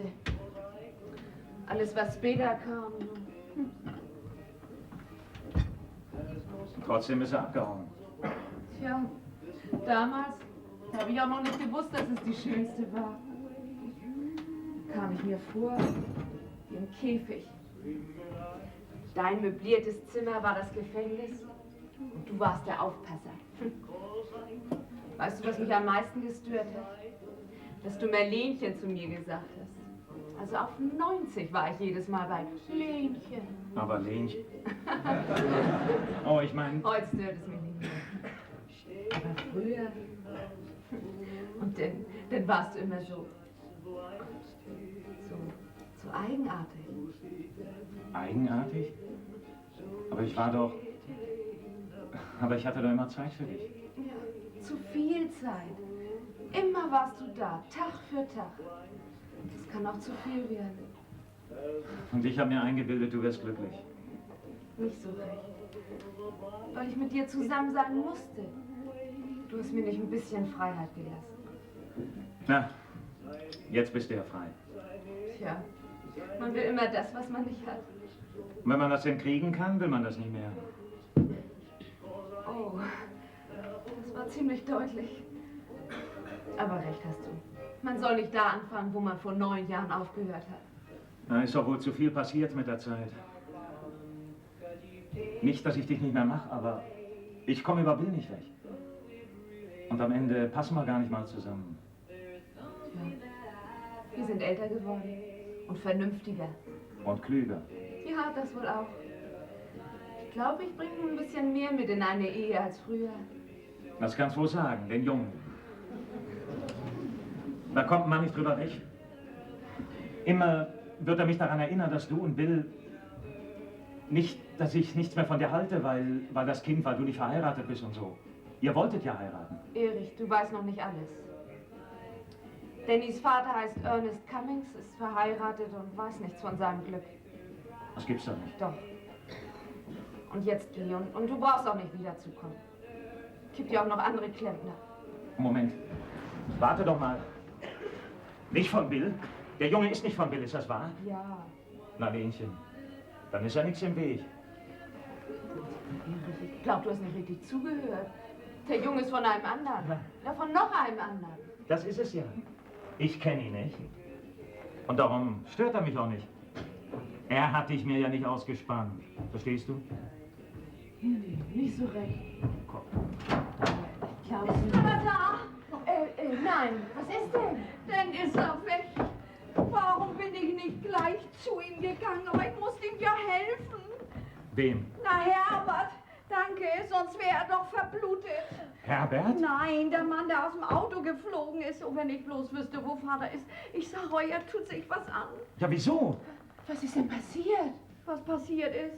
So eine große Beule an der Seite. Der schöne neue Großraumwagen. Zusammengerasselt. Ja, wir sind zu spät gekommen. Als Herbert und ich hier um die Ecke rennen mit diesen Schuhen. Da gab es einen Rums. Der Wagen kam von links. Der Kerl war besoffen und ohne Licht. Da konnte Vater ihn ja auch gar nicht sehen, nicht? Nach 30 Jahren ohne Unfall. Und der Mann, der flog durch die Scheiben uns genau vor die Füße. Tot. Tot. Herbert war doch dabei. Da konnte doch gar nichts passieren. Ganz ruhig war der Junge dabei. Also ihr hättet mal erleben müssen, wie er damit umgesprungen ist. Wie Sauerbruch. Wie so ein zweiter Sauerbruch. Und nicht mal schlecht geworden ist ihm dabei. Sah denn schlimm aus? Na, flieg du mal durch die Scheiben. Ja, was hat er denn gehabt? 2,5 Promille. Der Herbert konnte den Alkohol knapp zum Stillen kriegen. Und als denn der Doktor kam und sich den armen Mann anguckte, da hat er nur gesagt, da bleibt mir nichts mehr zu tun. Mein junger Kollege hat er gesagt, hat ganze Arbeit geleistet. Ja, und was ist denn mit Vater? Ja, das ist das. Ja, als ich zu ihm wollte, da war er weg. Das ist ja Fahrerflucht. Ach, da kennst du meinen Karl, aber schlecht. Der hat natürlich vorher alles zu Protokoll gegeben. Und der Wachtmeister hat noch zu mir gesagt, Vater wäre ganz ruhig gewesen. Und das macht mich ja so unruhig. Ich kenne doch Vater, wenn der so ruhig tut und nun ist er weg. Der biestert nun durch die Straßen, denkt doch, er hat die ganze Schuld. Ihr kennt doch Vater, der ist nur aus Rand und Band und ich bin nicht bei ihm. Nee, ich muss ihn finden, ich muss ihn suchen. Warte, Mutter, wir kommen mit. Ja, klar. Ja, schön schnell, wir müssen ihn finden, ehe das zu spät ist. Ja, wir kommen mit. Ach, Mann, Erich, das ist aber nett von dir. Dankeschön. Mutter, warte doch mal.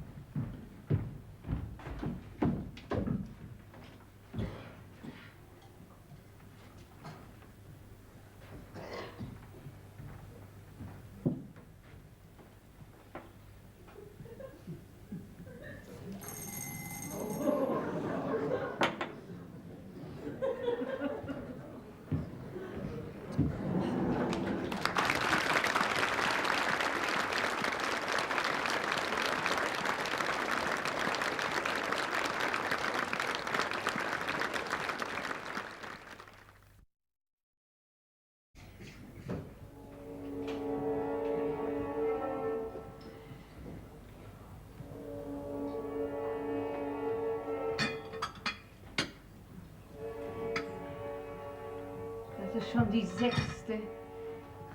Ich weiß. Ja, nicht, dass ich dir den Kaffee nicht gönne, aber das ist schon die 6.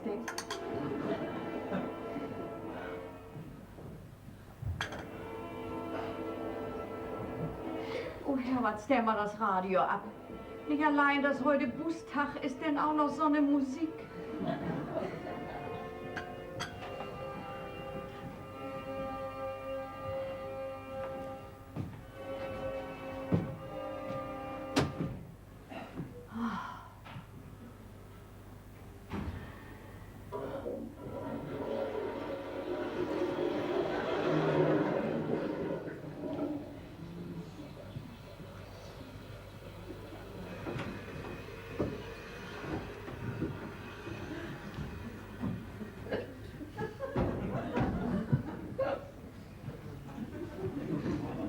Na Karl, wie geht es dir denn?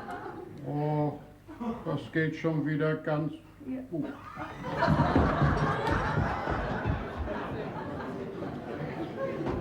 Der arme Kerl.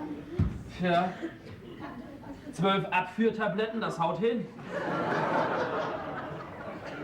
Bei mir haben die nie geholfen.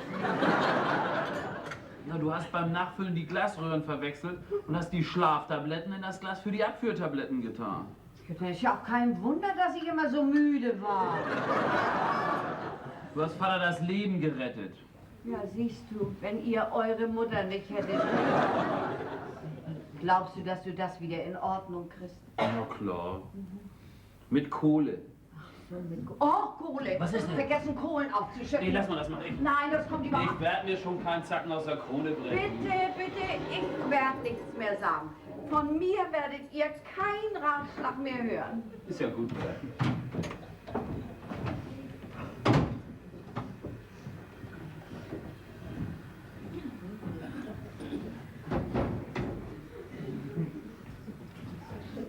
Na Karl, willst nicht lieber zu Bett gehen? Nee, das ist mir viel zu weit. Komm, dann setz dich hier mal hier. Und nun versuch mal gar nicht mehr daran zu denken. Ich hab dir einen Wärmbuddel gemacht, ne? Augenblick.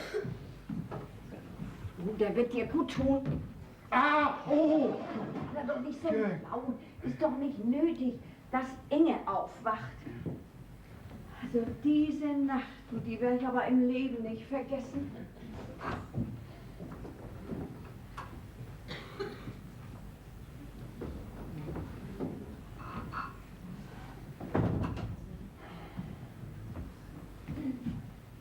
Nicht böse sein, Anni. Was heißt denn hier nicht böse sein? Das könnte dir so passen, dich einfach so aus dem Staub zu machen, nicht? Sollen wir hier denn anfangen, ohne dich? Du bist doch hier die Hauptperson. Nee, Mutter, das bist du. Oh, du hast ja einen Knall.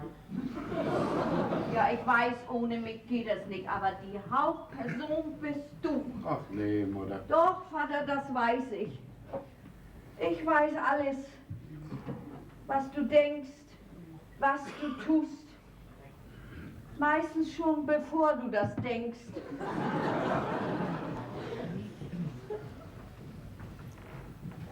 Auch wie ich aussehe, weiß ich. Hab auch mal gut ausgesehen. Habe ich mir auf den Treppen abgerackert. Jede Woche 5 Treppen wischen und scheuern. Und das nun beinahe 29 Jahre lang. 4 Kinder bekommen, 3 davon großgezogen. Och, komm, Vater. So, hier. Man wird vom Schicksal nicht mit Schokolade übergossen, ne? Nee, meistens bloß durch den Kakao gezogen, ne? Oh, Karl, das geht dir ja schon wieder besser. Machst ja schon wieder deine Witze. Hm? Du, Anni, Ja? sag die Wahrheit. Möchtest du einen Tag missen? Nee, nicht ein. Was habe ich in der Zeit für Kilometer abgerissen? 15 Mal um die Erde mit der Straßenbahn. Und eigentlich wollte ich Kapitän werden. Oh, was ein Glück, dass du das nicht geworden bist. Nicht, sonst hätte ich dich gar nicht kennengelernt. Weißt das noch? Natürlich.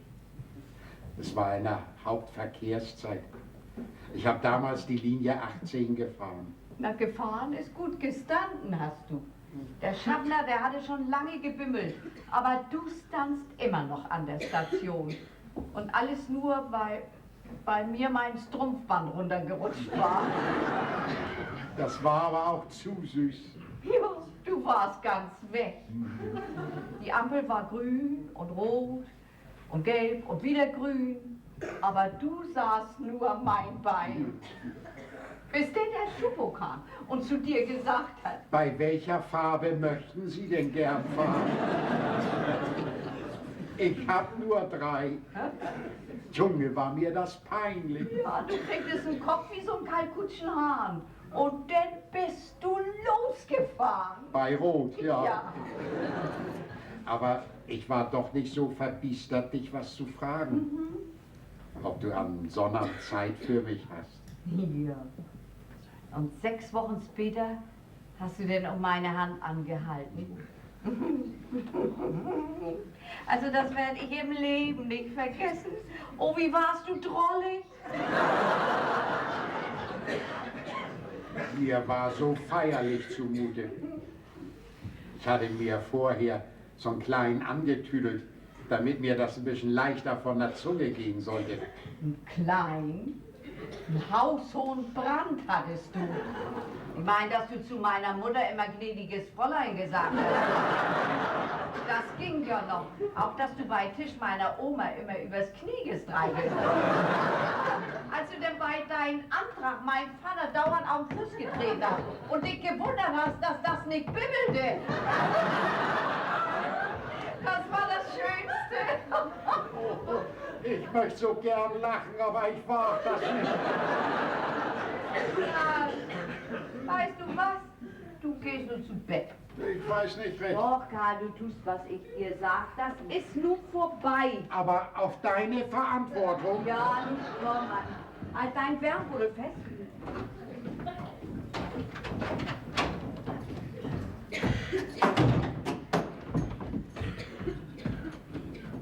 Ach, der blöde Mist ist immer noch kaputt.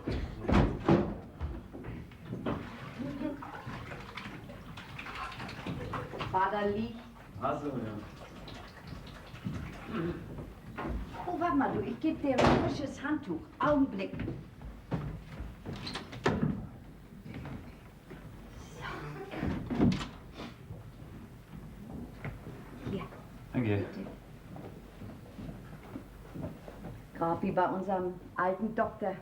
Der kriegte auch immer ein frisches Handtuch, wenn früher bei uns einer krank war. Naja, ist ja vergessen. Du Mutter, ich habe mir das nochmal alles durch den Kopf gehen lassen. Das heißt, seit gestern Abend steht das jetzt für mich fest. Gestern Abend, der Unfall, nicht? Zuerst wollte ich abhauen, aber dann keiner, der helfen konnte. Bloß ich. Ich musste also. Und ja, da habe ich zum ersten Mal gespürt, wie schön das ist, wenn man helfen kann. Und das war ein gutes Gefühl. Kurz und gut, ich studiere weiter. Oh, der Tag, der fing so trist an und nu ist mir mit mal, als wenn Weihnachten, Ostern und Pfingsten auf einen Tag weg. Ach Gott, ja. Inge könnte ja nur auch aufsehen, nicht? Inge, Herbert studiert weiter. Ist ja heute Nacht gar nicht nach Hause gekommen. Ja, das hat sie ja gesagt. Sagen und tun ist ja zweierlei, nicht? Aber ich habe das ja geahnt. Kellnerin. Bei der Oper wäre sowas auf jeden Fall nicht passiert. Sowas kann sogar in New York Oh passieren. bitte, ich bin ja auch bloß ein Mensch, nicht? Aber ich werde nicht mehr Schicksal spielen. Auf jeden Fall nicht. Also so viel steht für mich fest. Ich werde in Zukunft keinen Fehler mehr machen, den ich mir vorher nicht ganz genau überlegt habe. Guten Morgen. Moin, Inge. Herbert, lass mich mit deiner Schwester allein. Mutter, vergiss nicht, dass Inge schon vor 21 Jahren auf die Welt gekommen ist. Ja, das weiß ich. Ich war dabei.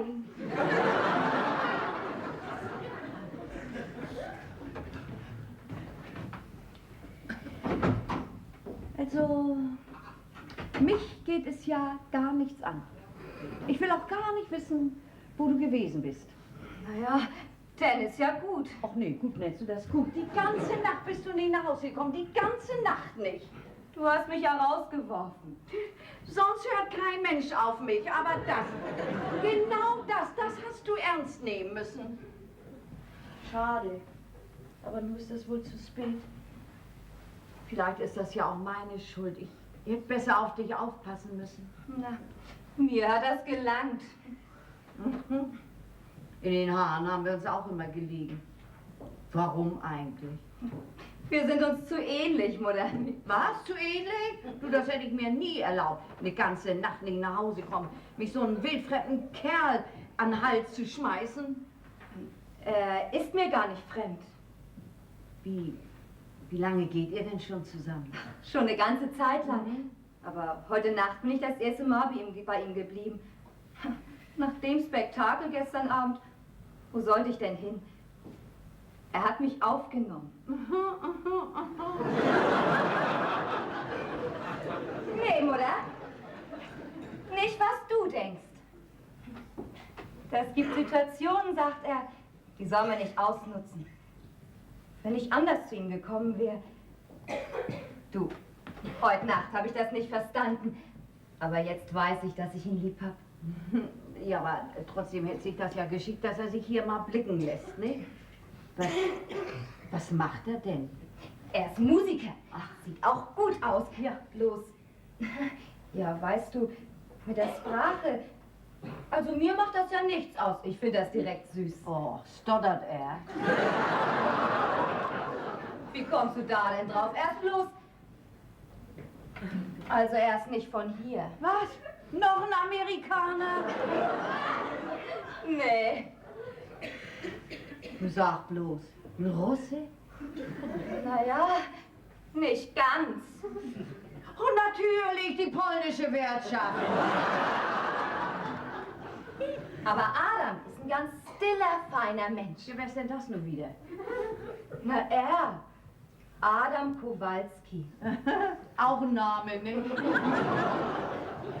Adam kommt heute und will um meine Hand anhalten. Ja, Vater ist doch da. Ja, da ist er. Ich weiß aber nicht, ob er aufstehen kann. Ist das so schlimm mit seinen Augen? Was heißt denn hier Augen? Dein Vater, der wollte sich heute Nacht das Leben nehmen. Mit 12 Abführtabletten. Das ist ja... Armer Vater.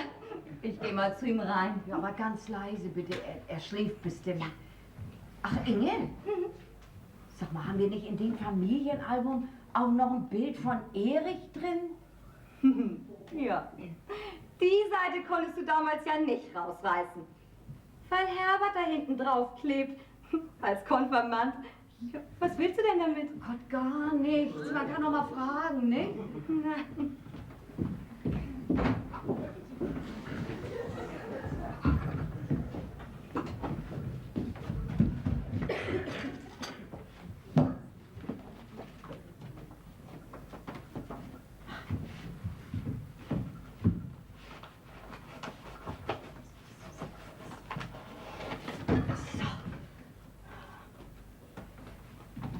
Na, nun wo... Oh, hier ist...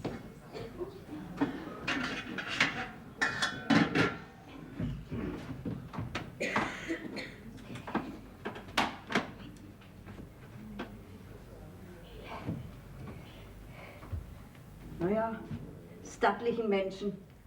Ja, eigentlich hat er mir immer schon besser gefallen.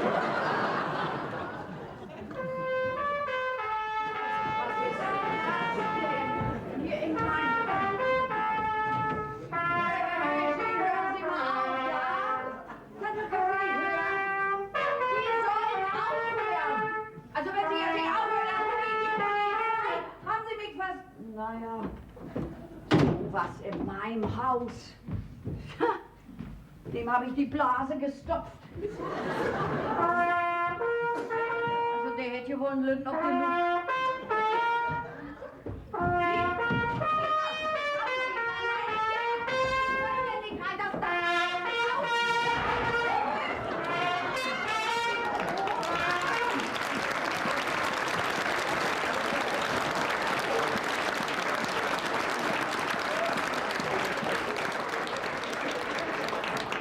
Nicht böse sein, Mutter, aber das ist also dein stiller, feiner Mensch.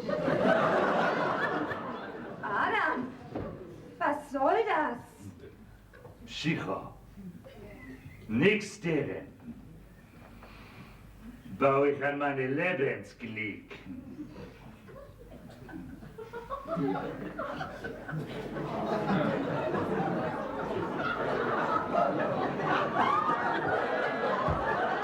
Mamuscha!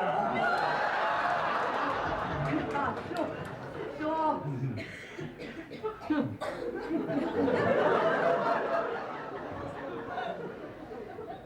Kowalski. Adam.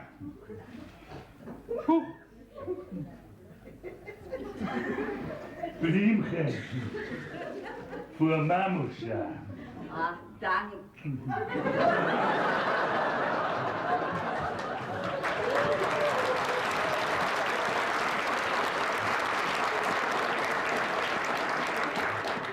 Der hat aber ganz schön. Sehr schön. Sehr schön. Bedur. Oh.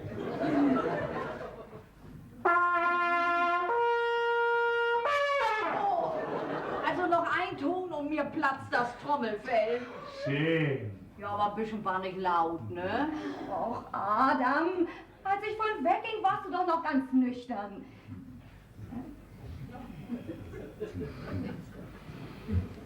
Mamuscha. Mittagen. Ich möchte Inge. Ihr gehört meine ganze Herz. Will ich sie legen alles zu die Füße. Oh. Ja, mein Junge, komm, du steh mal wieder auf, ne? So, hoppla. Ja, so, nun komm. Ja, nun setz dich da mal hin. Du sollst sie ja auch kriegen. Aber erst kriegst du mal eine schöne Tasse Kaffee.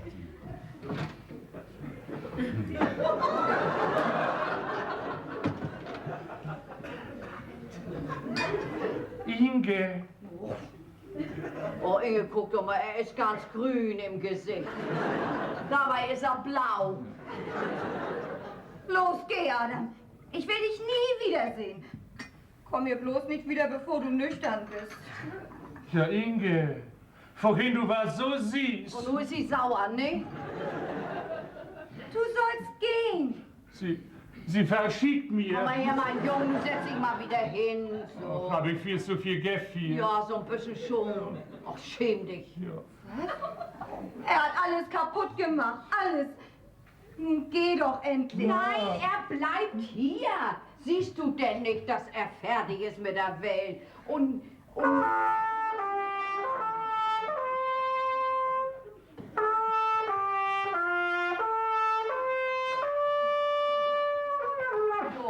ja, du hast benimm wie der erste Mensch. Hat Ihr Vater aufgeweckt? Müsste denn das Radio so laut sein?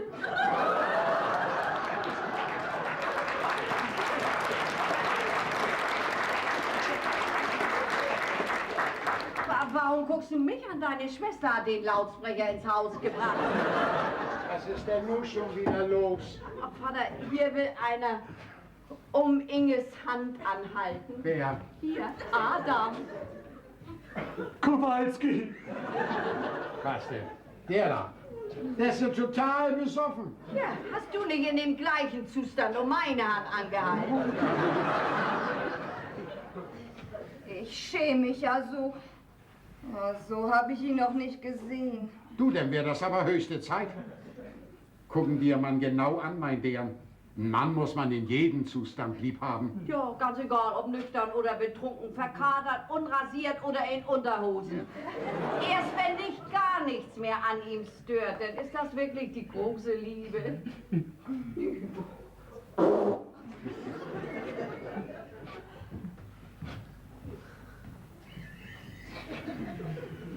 bin ich sehr betriebt. Sieh es an deine Ziege. Das überzeige mit Kiele Schulter. Och, Adam. Ja, du bist enttäuscht. Und bist mir nicht mehr mägen. Sie wird dir schon mägen. Das kriegt uns Mutter schon zurecht. Nö. Vater, das ist vorbei. Ein für alle Mal. Aber Inge, nu guck ihn dir doch mal an. Na, der hat doch Augen wie ein Schaukelpferd.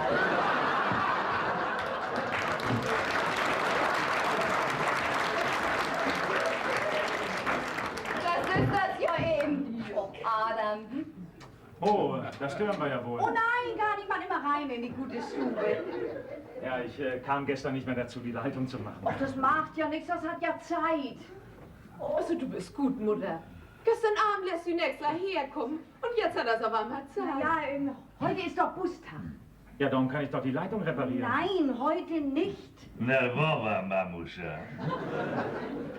Nervös, Mütterchen. Soll ich spielen? Oh nee, spiel man lieber, wenn ich nicht zu Hause bin. Ne? Ja. Komm, Adam. Du gehst jetzt erstmal unter die Dusche und dann schläfst du 2 Stunden. Inge, du bist zu gütig. Du komm mal her, komm, wollen wir das mal sehen, dass wir das kommen.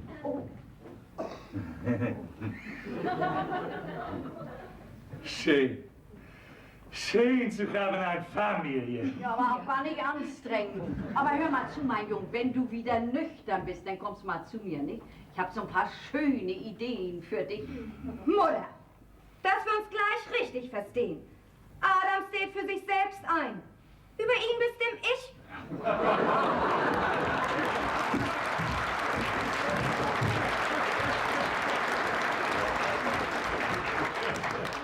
Also von wem hat sie das nun bloß? Ach, Mutter, du wirst nie dahinter kommen. Oh! Erik, ist alles in Ordnung? Gar nichts ist in Ordnung. Das haben Sie sich ja mal wieder großartig ausgedacht, Frau Wiese. Aber ich lasse mich nicht anfangen wie dieser Mr. W. Ich nicht. Mutter, was hast du gemacht? Linchen, das hat nichts mit unserer Freundschaft zu tun. Aber mir gefällt das nicht, wie deine Mutter alles zusammenschustern will.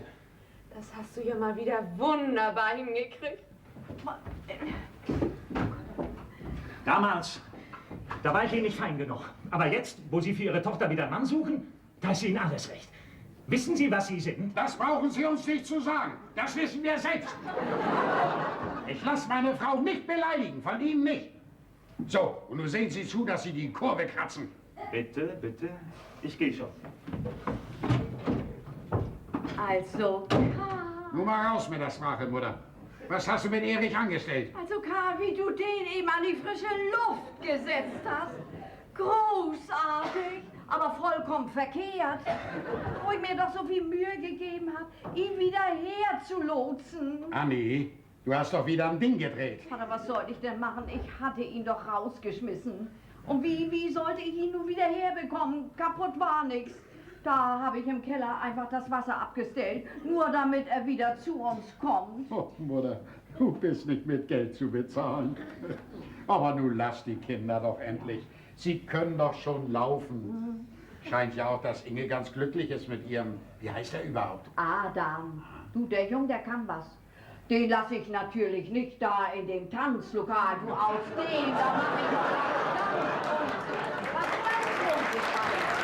also, wenigstens Philharmoniker, du, ich höre ihn schon unter Karajan symphonieren. Und wenn er das gar nicht will? Karl, ich werde bestimmt kein Menschen mehr was vorschreiben. Nur um uns beiden werde ich mich noch kümmern. Das reicht auch, Mutter. Ich werde dir ziemlich auf der Pelle liegen, die erste Zeit nach der Operation. Karl, du kannst mir doch gar nicht auf der Pelle liegen. Und wenn ich dann eine Binde vor den Augen habe, Dann sehe ich für dich mit, Karl. ist mir recht, Mutter. Ist ja doch meine Oberleitung. Nein, Vater, das ist vorbei. Ein für alle Mal, das ist vorbei. Oh, Karl, guck mal hier, guck mal hier. Erich hat sein Handwerkzeug hier liegen lassen. Helen, er lebt!